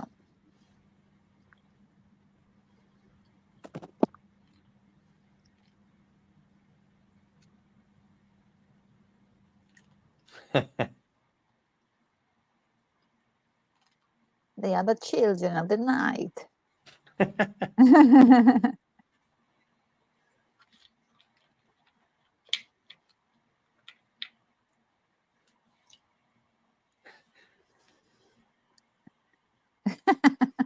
I love this little conversation. It's just like petty talk while like the monster is like, yeah. So is this monster jealous that she's talking to somebody else? Is that it? Oh, maybe. Mm-hmm. It's possible. Like, oh, I should be talking to her.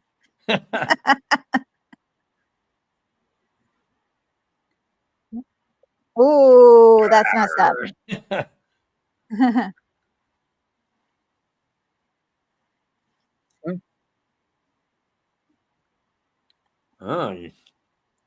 Oh my goodness.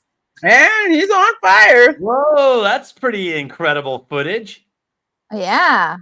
That's crazy. Man. That's pretty hardcore, unexpected. Yeah.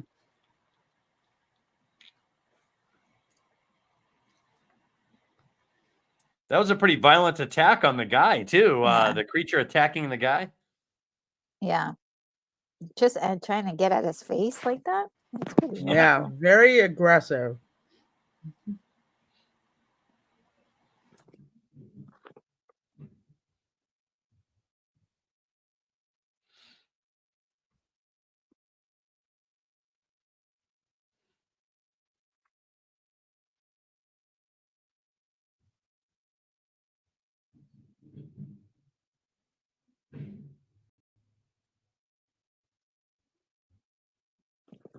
Four men dead.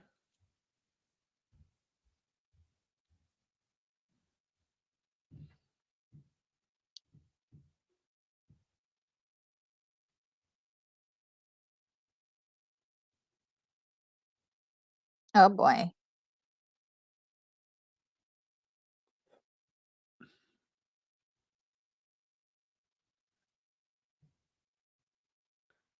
So he's the Hudson.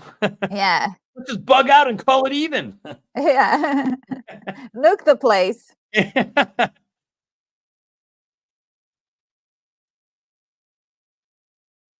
And this is Burke, but except for he's got a lot more machismo.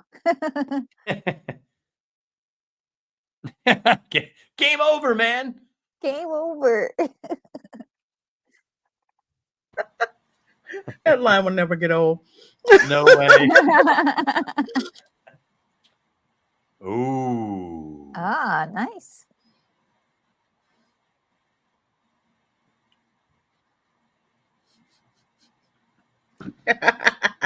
You only think you're in control. He's like, oh, guys are. I had him in my grasp.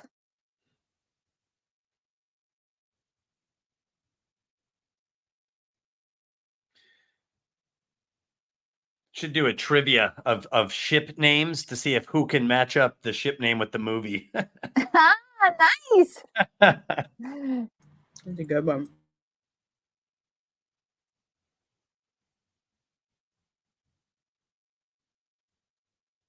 You get some pretty obscure ones with Star Trek, I think. Oh, yeah.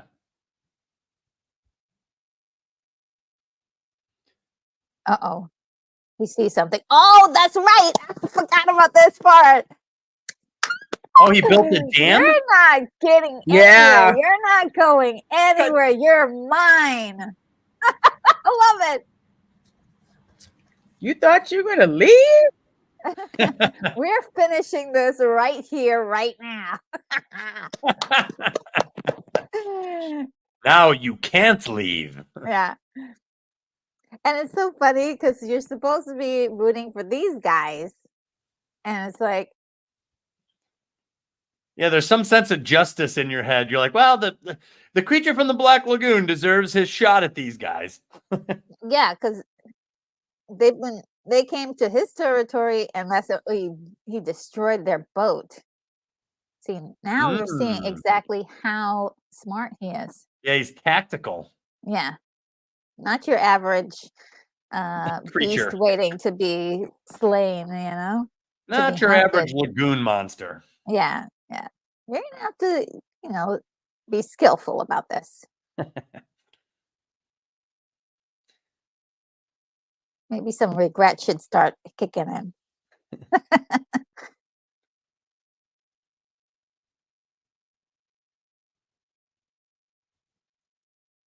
I mean, even that, you'd have to get out there near the water's edge like that. Yeah, and risk being attacked. Yeah.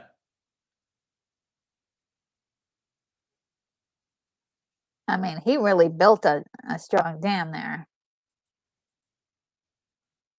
It looks like a few twigs, but it's not.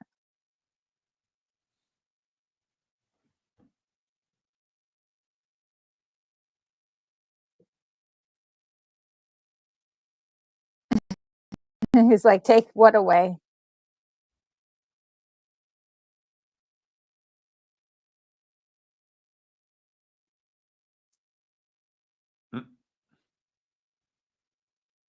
Oh boy, you better quit. You better turn it off. Mm-hmm. You know, again, shows just how smart he is. Yeah. Mm-hmm. And how strong he is. Well, and I think viewers can appreciate when the tactics used by both sides are smart and good, you know, versus some movies take shortcuts on this.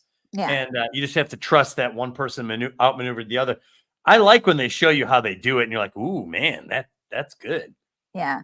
And now you're kind of sort of now rooting for these guys to try to make it because they are trying to get out and using all of their, you know, mental capacity to try to escape. So there's some empathy there for these guys. You know, it's not a total like one-sided. Yeah. Yeah. It's the underdog factor. Like whoever you feel like is the underdog, suddenly you're starting to kind of lean their way. Yeah.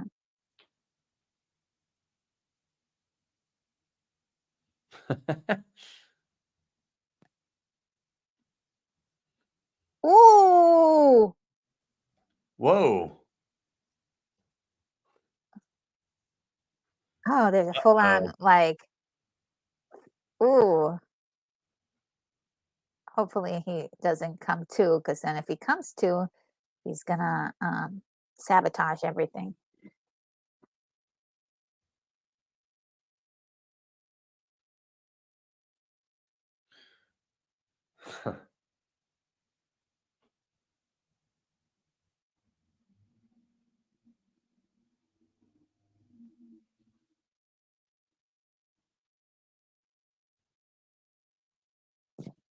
Aw, a little love story, and put in a little love music there. Yeah, she is adorable. Yeah, she is so cute and pretty. I think she, like, acting wise, I think she did a fantastic job. Oh yeah. Yeah. Yeah, she doesn't seem like damsel in distressy. She seems pretty grounded. Yeah. Even when the creature's grabbing her, she's like fighting back. And Well, even, I mean, the men in this one are screaming when they see it. So screaming isn't necessarily the worst reaction.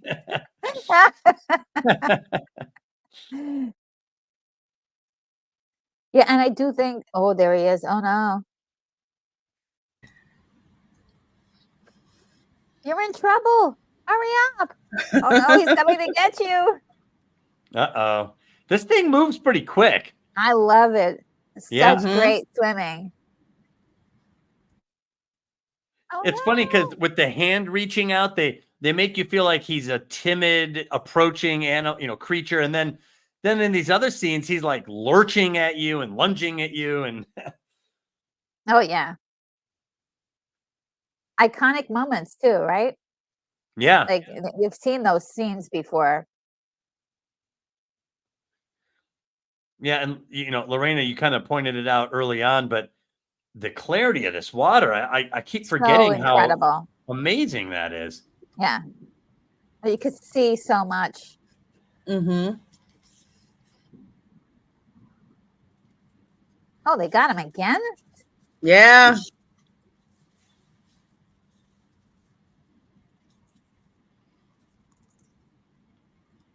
And he's still swimming pretty fast.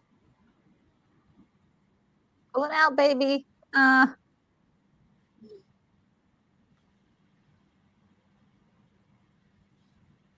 Like, where to go? Ooh, he's coming in fast. Yeah, look at that. Coming in hot. I'll just point out during this scene that William Blake Hall mentions how it's one thing to wear like a monster suit in a movie. Yes. Like you think of Godzilla, they're in these suits and everything. He's talking about, and I agree with him, how functional this suit is underwater. Yes, yes. That is actually quite a feat. Yeah. Very much so. Yeah. Very good job, I would because say, you would imagine that this was hard. Because if they asked the three of us to come up with an underwater suit, I bet we'd have a lot of trial and error before we got something right. Because how much can go wrong once you go underwater in a costume, Mm-hmm. Oh, you thought he was getting it away. He wasn't. Oh man, what a battle.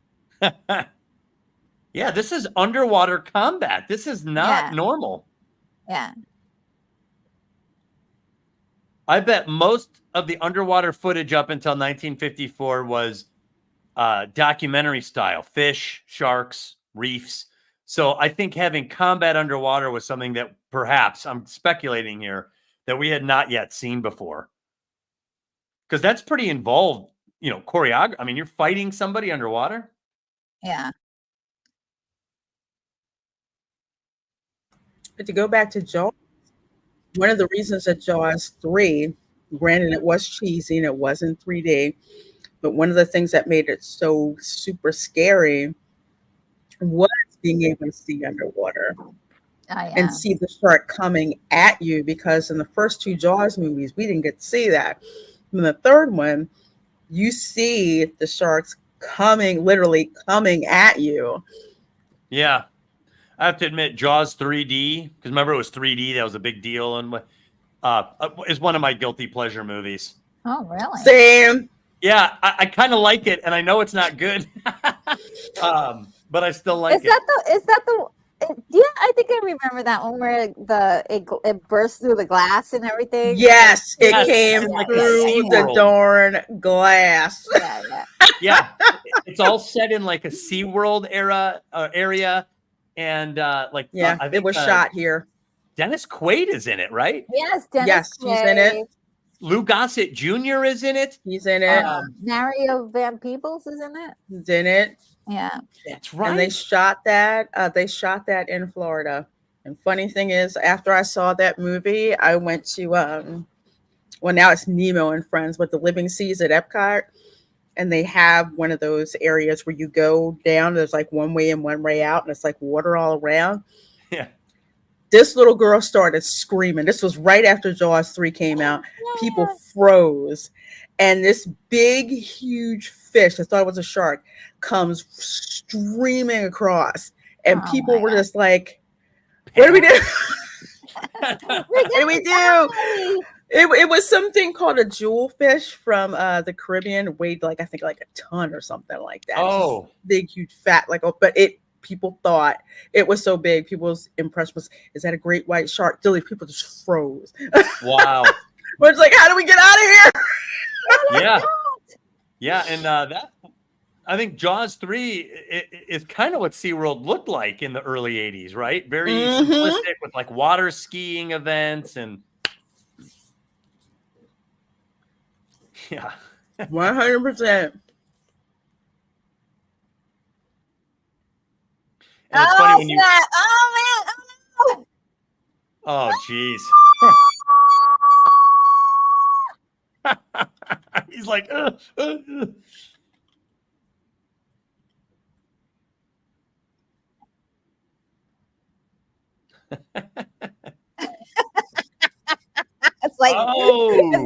It's like banging out trying to get the roaches.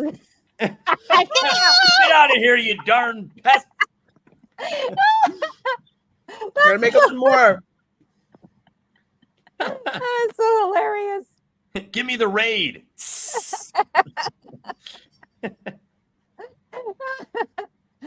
Oh man.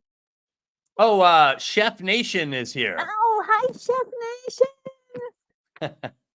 Thank you so much, Doug, for keeping an eye on the I set it up so I could keep an eye on things. Chef Nation, good seeing you, my dear. I know, so good to see you.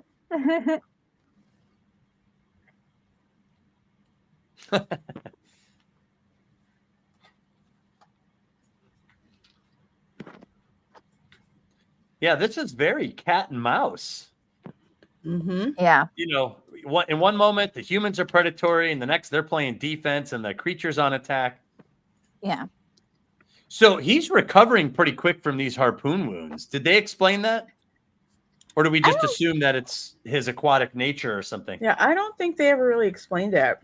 Yeah. And they never explained that. And I don't think, and they could probably go into that if, in a new movie, if they ever did, maybe have him not take so much damage. Right. Well, and fish are, different. You hook a fish, you throw it back in, it's fine. It'll live. It'll live, Yeah. Right. He has to get pretty close to spray it with that stuff. Mm-hmm. I guess one of my real impressions here is just how physical this creature from the Black Lagoon is. Oh, the swimming is just so incredible. I'm just like, what an athlete. Yeah. If I remember correctly, this actually was an athlete. He was an Olympic. Well, there is something in the movement that suggests that,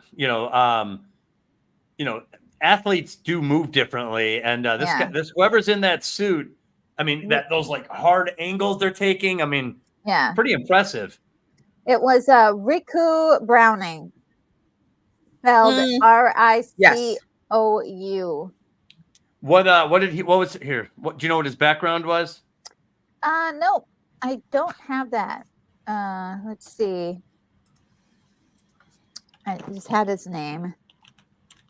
He's an American stunt man. Hey, stunt brat, you hear that? Oh, stunt brat. Are you still here, Stunt Stunt Brett, if you're lurking and listening, the actor inside the suit for the creature from the Black Lagoon is a stuntman who's named Rico Browning, who passed away last year, 2003. Oh wow. So he was an old school stuntman, right on. He directed the harpoon fight in Thunderball, which we were talking about from underwater, okay. and another one in Never Say Never Again. And apparently he was I love that let's movie. see, he directed the Jaws inspired candy bar in the pool sequence in Caddyshack. Oh wow. Wow, there's some trivia for you. That is great. That's and cool. By the way, Lorena, he's a Florida native. He's from Wakulla Springs, which is it says 14 miles south of Tallahassee. So he's a wow. panhandle man. Yeah, Floribama. Some of my viewers will say. Floribama. That's cool. Wow, a stunt man. That's impressive. Yeah. Well, and here we are in 2024, still admiring his handiwork. I mean, that's great. Yeah. Wow. Look at that. Now on land, they had a different person to do that stunt work. Let's see. He was a performer and at the water shows at Weeki Wachee Springs. Remember I mentioned that? Oh wow. Whoa, Yeah. Interesting. So they all have to the mermaids are very graceful as they swim and everything. Oh no, run! Wow, look at that.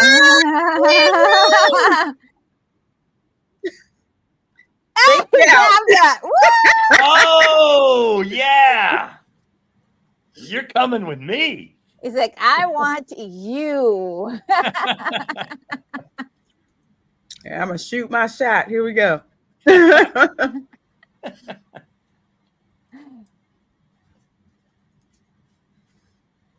Oh, this is just pure classic. Yes. Yo, he grabbed her and was like, ew. He's like, you're coming with me. You belong to me now. I got leave girls, everybody.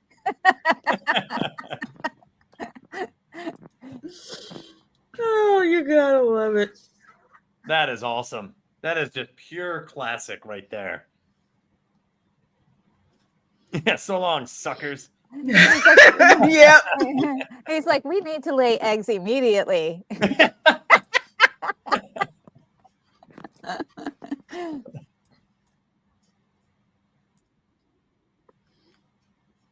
There is no K. It's just me. Give her a new name. I know what she is. Ooh, a bat.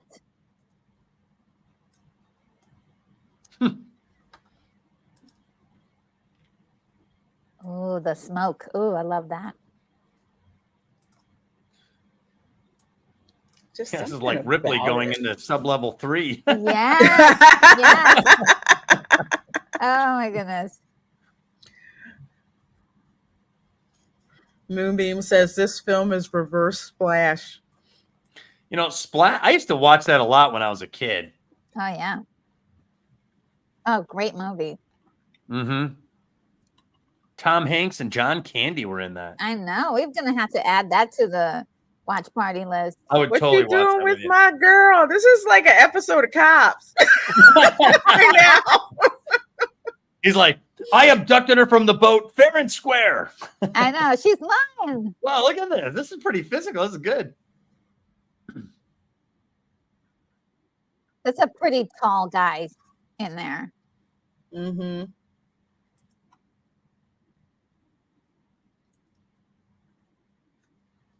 Dang, this thing's like taking shot after shot.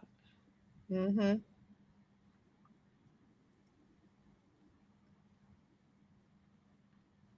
He just wanders off, huh?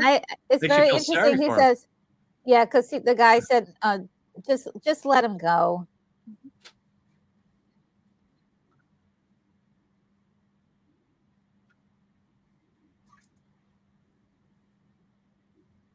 see, he has compassion for the thing. He Darth Vader that moment. Remember with Boba Fett? He pushes down the gun. Mm-hmm.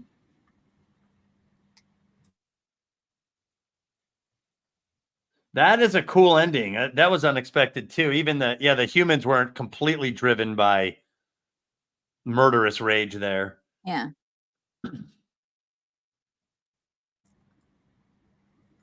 Oh, thinking. And that happened in Godzilla -1. Wow. You're right. So slowly sinking down. Wow. Clap. Yep. Yay. Wow. Man, this movie is, oh my gosh, it is just so many things and still prevalent in pop culture today. Like the creature from the Black Lagoon, that's like a pop culture horror trope. It is. Well, thank you, because I have never seen, I saw it a long, long time ago as a kid. Like I'm talking 9 years old at my grandparents' house. So I knew it was black and white, but I don't remember the movie. So in a lot of ways, it felt like the first time watching it, as an adult and like understanding it and everything. So thank you, because that is immediately like in my repertoire now. And Lorena, you pointed out all these other things too, where Jaws, Oma, I love that. So this is incredible. Yes, it's so good. And one thing that I absolutely love about this and a lot of these older movies is how they kind of inspire other movies like later on. Like I just did a review for actually I just published a review for Humanoids of the Deep, or From the Deep, and that is definitely like you could see where they were trying to kind of do sort of a creature from the Black Lagoon, but they really missed the mark, and in a beautifully bad way, and which I enjoyed. I know a lot of people don't enjoy that movie, but I think it's hilariously bad. But it still like has Gail Ann Hurd, right? No, she actually didn't do that one. But it does have a female director. I forgot her name, but somehow things got a little mixed up with her idea of what she wanted, and it turned out to be something totally different. It's a Corman film, and so there was a lot of things got turned around because of the budget and so on. And it's definitely there was a recent movie that really got a lot of acclaim. You guys will probably know the name of it right away, but do you guys remember a movie that was like it was about a creature and a woman falling in love with a creature? I forgot the name of it. Oh, The Shape of Water. Shape of Water. Yes. And that was like heavily influenced, and so many other like really interesting. Yeah, even the look of the aquatic creature looked like this a little bit. Yes. And so, I mean, I love that this is still inspiring people. In the Aquaman movie, there was sort of an area called the Trench where they had these kind of creatures, these, humanoid creatures. And so that James Wan, we were talking he did the script he did Aquaman, didn't he? Yes. And so he wanted to do a movie on the trench scene that he did in there, and everybody was like, "Oh yeah, we can't wait to see it." But somehow Warner Brothers and DC got all really, mixed up, and so they did not go through with the movie. And I'm so glad that now he has the opportunity to kind of give us that vision, through the creature from the Black Lagoon. So I can't wait for that. Excited. Yeah, I'm actually excited. I could not wait for that. I am so excited.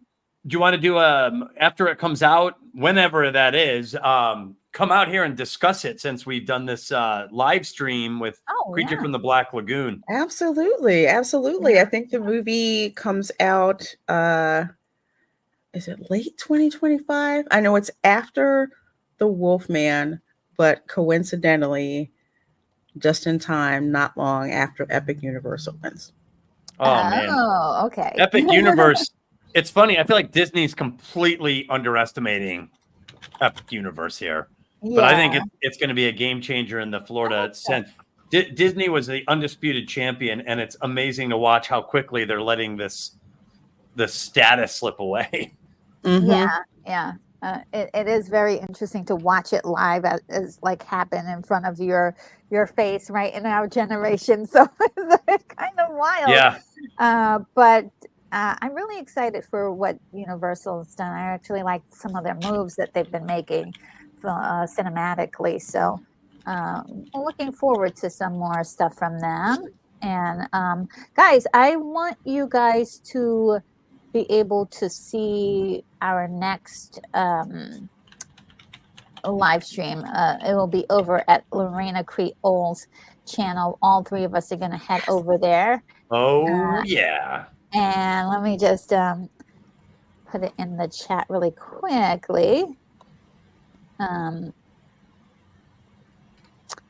Right, 1978. Do I have the right date? Yes, 1978. Not the Rob Zombie version. That's apocrypha. I'm not watching that.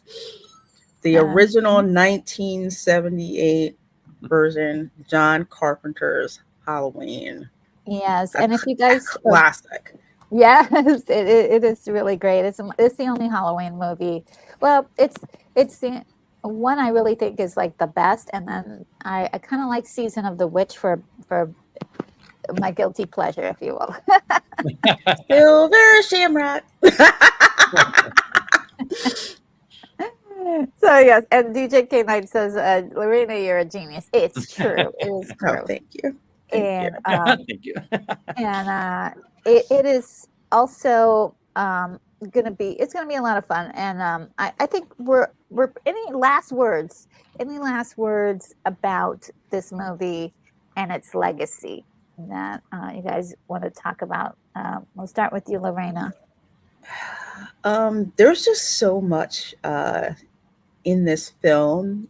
Amazing what they could do with a limited budget, but an engaging story, beautiful visuals. Because I think without the visuals, we wouldn't really get sucked into this world of the creature from the Black Lagoon. And again, the visuals grab you, the story grabs you. How they're able to ratchet up that tension with very, because the creature isn't really in this a whole lot, but strategically placed in this film. And its impression and its legacy is just how many times you will see this populated through pop culture in other films, in other television, even in cartoons, as well. You'll see that, you'll see that too. It's just back to what really good classic storytelling is,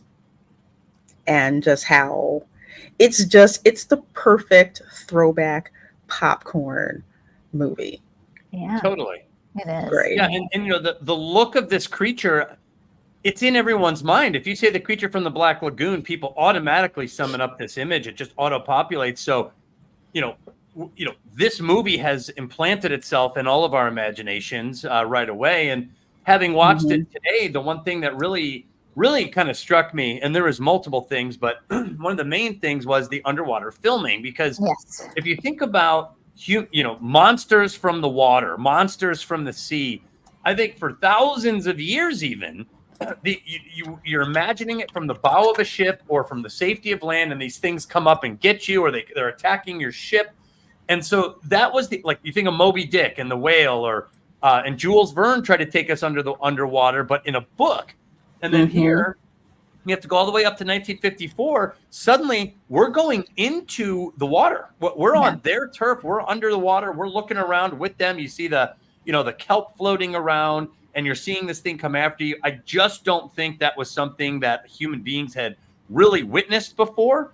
Underwater filming by itself, I think, was in its infancy, and now you've got this full-scale, high-resolution, easy-to-see underwater world that predominates this film. So that was striking. And then the second thing was the physicality of this creature and how good it looked underwater, which now I realize is the work of a great stuntman Riku, Yes. who portrayed this creature underwater. So those were two big takeaways from me. And what a treat! What a treat this was. What a treat! Yes, and I think it has something, you know, being that it's black and white, which is sometimes a turnoff for a lot of people. They're like, "Oh no, it's black and white. I can't watch it. My eyes, it's stinging."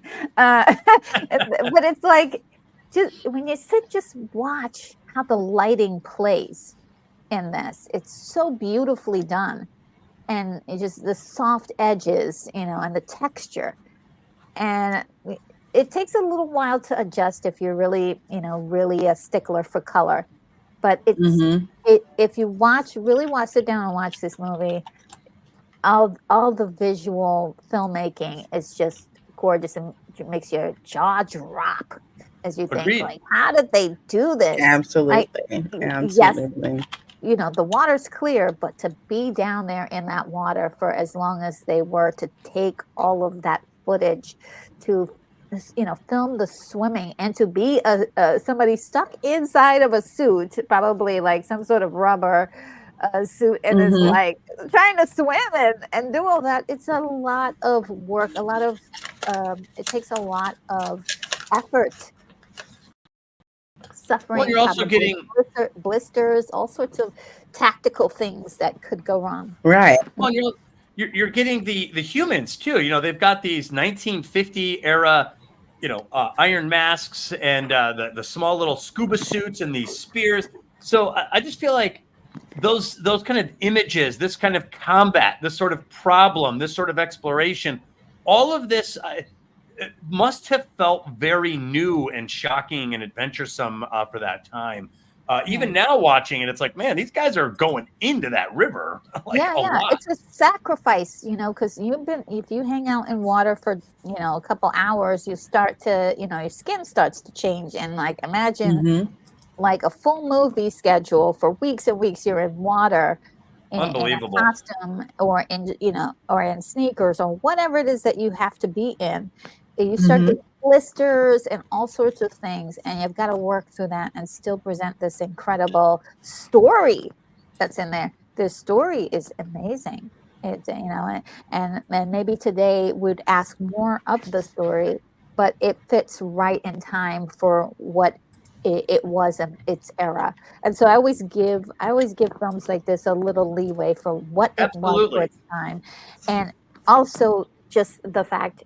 And we've talked about this, for the legacy of it and what it meant to people who saw this movie in 1954 and what they ended up doing with it. You know, it's a cornerstone of our world that we live in today. All the modern technologies, all the things that we know about marine biology, about exploring underwater places and things like that, is all from people who were inspired by these kinds of movies. That's right. I have a lot of respect for this. This is a historical document, my friends. It is. Absolutely. It's a historical document. And seeing the footage for the first time, really, that showed me where Jaws, some scene where Spielberg got a few ideas for. I was like, oh my God, her swimming above with the creature below, and, you know, her kind of doing the, you know, the same arm movement. I was like, oh my God, that's it. So there's something about me when I see my favorite films like Jaws and E.T. and Star Wars, and then I go back, you know, 30 years, 40 years or more, and there's the seeds of it. Yes. I just love that. I don't know what it is. I love it.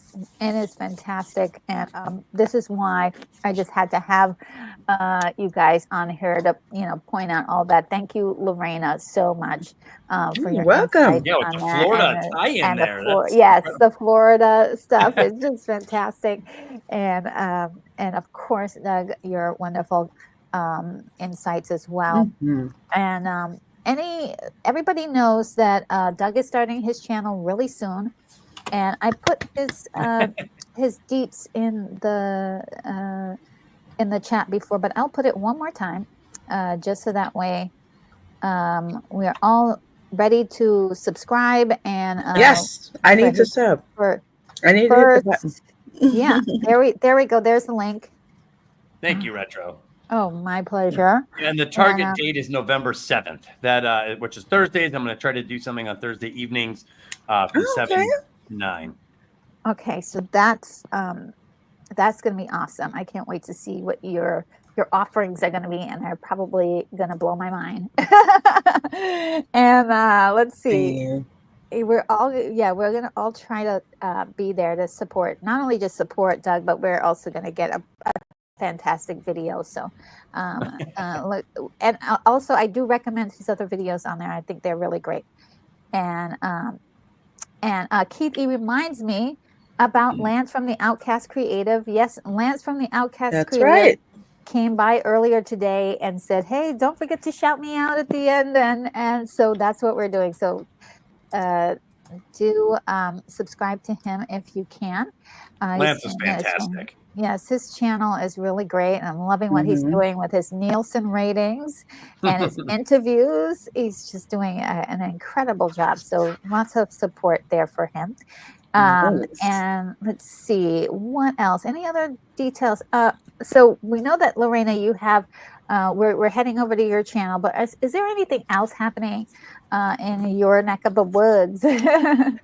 Let's see. Sunday, Sunday, instead of Welcome to Florida, I will actually be live at Halloween Horror Nights. So I'm going to have fun going through the scare zones, and what seems to be a channel favorite or request is when after I go through a scare zone once, that I go back with the camera focused on me, Blair Witch style.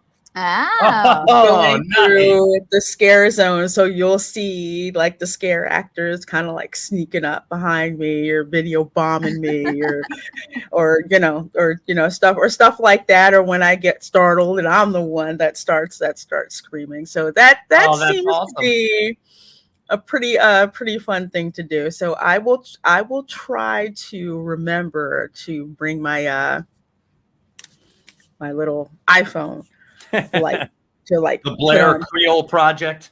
Yes. Yes. Apparently folks just they really like that. And it's fun. It's fun. It's kind of weird watching myself while out there and about, but but it's fun. So I can't wait to do that, because there's 2 remaining nights of Halloween Horror Nights that I'll be doing. I'll be doing Sunday at I think it's 7 p.m. and then also on Wednesday at the same time. I'm not going to be there on Halloween because Halloween Horror Nights on Halloween is absolutely insane. So I'm not going to be there. Is it mostly young people, or? Actually, yeah, it skews younger, crazy Gen Xers. And you'll see like either Gen Xers with their weird grandkids. I would have been one of those weird kids, or millennial parents with really weird kids who think that this is really funny, or like it's like it doesn't really faze them. And there's some of them that drag the poor kids. I'm just like, I feel like saying, I'm so sorry. Please don't go in Insidious. Just don't do that. But it's a different crowd, because with Mickey's Not So Scary Halloween Party, that's more of like a family friendly, funny, scary kind of scares that go on, and the whole family dressed up. Yeah, so it's kind of like that, like Scooby-Doo scary, as opposed to Halloween Horror Nights, and it's basically Enter the Bloom House, that scare zone where you see characters from like The Purge, Megan, Black Phone, Happy Death Day, Freaky, just things like that. So it's a different crowd. But still, it's still a lot of fun. Interesting. Well, yeah, we're gonna look forward to that. Is it like horror and Mardi Gras mixed together? Yes, 100%. It Yeah, really when you is. call it, when you name it like that, it sounds even more fun. Don't wear your good shoes. I'll tell you that too. No, Oh don't wear your good shoes. Like they say, do not wear your good shoes in the quarter during Mardi Gras. You don't wear your good shoes to Halloween Horror Nights. Just Awesome. Oh Yes, man. and so yeah, that's next week, and so we're gonna have a lot of fun next week. And let me just go through. Yeah, what's up next for retro? What's up for retro? What's happening? yeah. What retro things are we going to be doing next week? Well, we are going to be looking at the movie Coming to America for the next watch party on Saturday, the 2nd of November. And I'll go through the rest of them for you. Let's see. On the 9th, we're going to be looking at Batman 1989, and Douglas is going to join us for that. I really love that movie, so I'm just gonna be like super happy. I actually have a song that that I wanted to premiere on that day for it. Nice. Yes, Very nice. And then on the 16th, I'm going to be doing Edward Scissorhands 1990. That's 2 Tim Burtons in a row, right? I know. I know. And then on the 23rd, we're going to be looking at Ferris Bueller's Day Off. And hopefully Douglas will be able to hang out with us again. Let's see. I think that's it until we get to we're almost going to get to the holidays very soon. So just at the tip of like coming into the holidays, we're going to look at the second offering of Tim Burton's Batman, which is Batman Returns, which is it takes time around winter time, guys. So that'll be a nice winter automatically a Christmas movie. Automatically holiday movie. But Reina, are you doing Home Alone watch party this year? I am going to do Home Alone, although it's probably going to be during the holidays. So that's definitely the holidays in rotation. Traditionally, I do a watch party for Die Hard because Die Hard is a Christmas movie. And not only just Die Hard, but as a teaser, you have to see the parody that the Cleveland show did of Die Hard. Hilarious. It is so darn funny. Yes. Lorena showed it to me. It was like 2 years ago or something like that. It's hilarious. It is hilarious. He's like, oh, I have a Christmas story to tell all of you guys. And it's like, it was, 1980 so-and-so in LA. And I was going to visit my wife for Christmas. So good. Let's see. And Keebler, Keebler's in the chat. How are you? Hope that everything is good. Says Retro Nerd Girl finally caught alive. Oh, great. And okay, so I think this is it, guys. We have told you about everything we're up to. We're about to head over to Lorena Creole's channel and watch Halloween, and I think that's going to set us out. So you guys have a wonderful week ahead if you're going to part with us now, but I hopefully will see you in a few moments, like in an hour or so. Halloween, 1978. Michael Myers, this is the one. Yeah, this is the one that got us away from, we'll say, like your monster movies with the slow moving monster to it's just crazy psycho. Yeah. This is the slasher film starter kit that every single slasher film. I couldn't have said it better. Yes. Yeah. So come on over to LRC's channel and we're gonna launch Halloween week with this movie now. Yes. And even if you don't have a copy, you can listen to our commentary because we're gonna lay down a whole bunch of little nuggets of fun information. And also there was something that I wanted to highlight, and I just skipped it. All right. Yes, I think we're all done. So guys, see you in a few. Take care.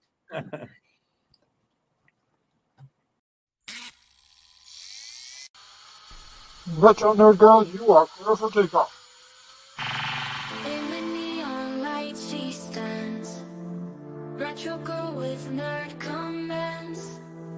Memory lane she takes your hand to the past where good times land. Pixels glow and screens do hum, hear the beat of retro drum. Geeks unite, oh here we come, nerdy world where we're from. Retro logo leads the way, in the night to yesterday. All the nerds come out to play, she's the light, won't go away. Film and movies on rewind, good old days in nerdy mind. Retro nerd girl you will find, guiding us all intertwined.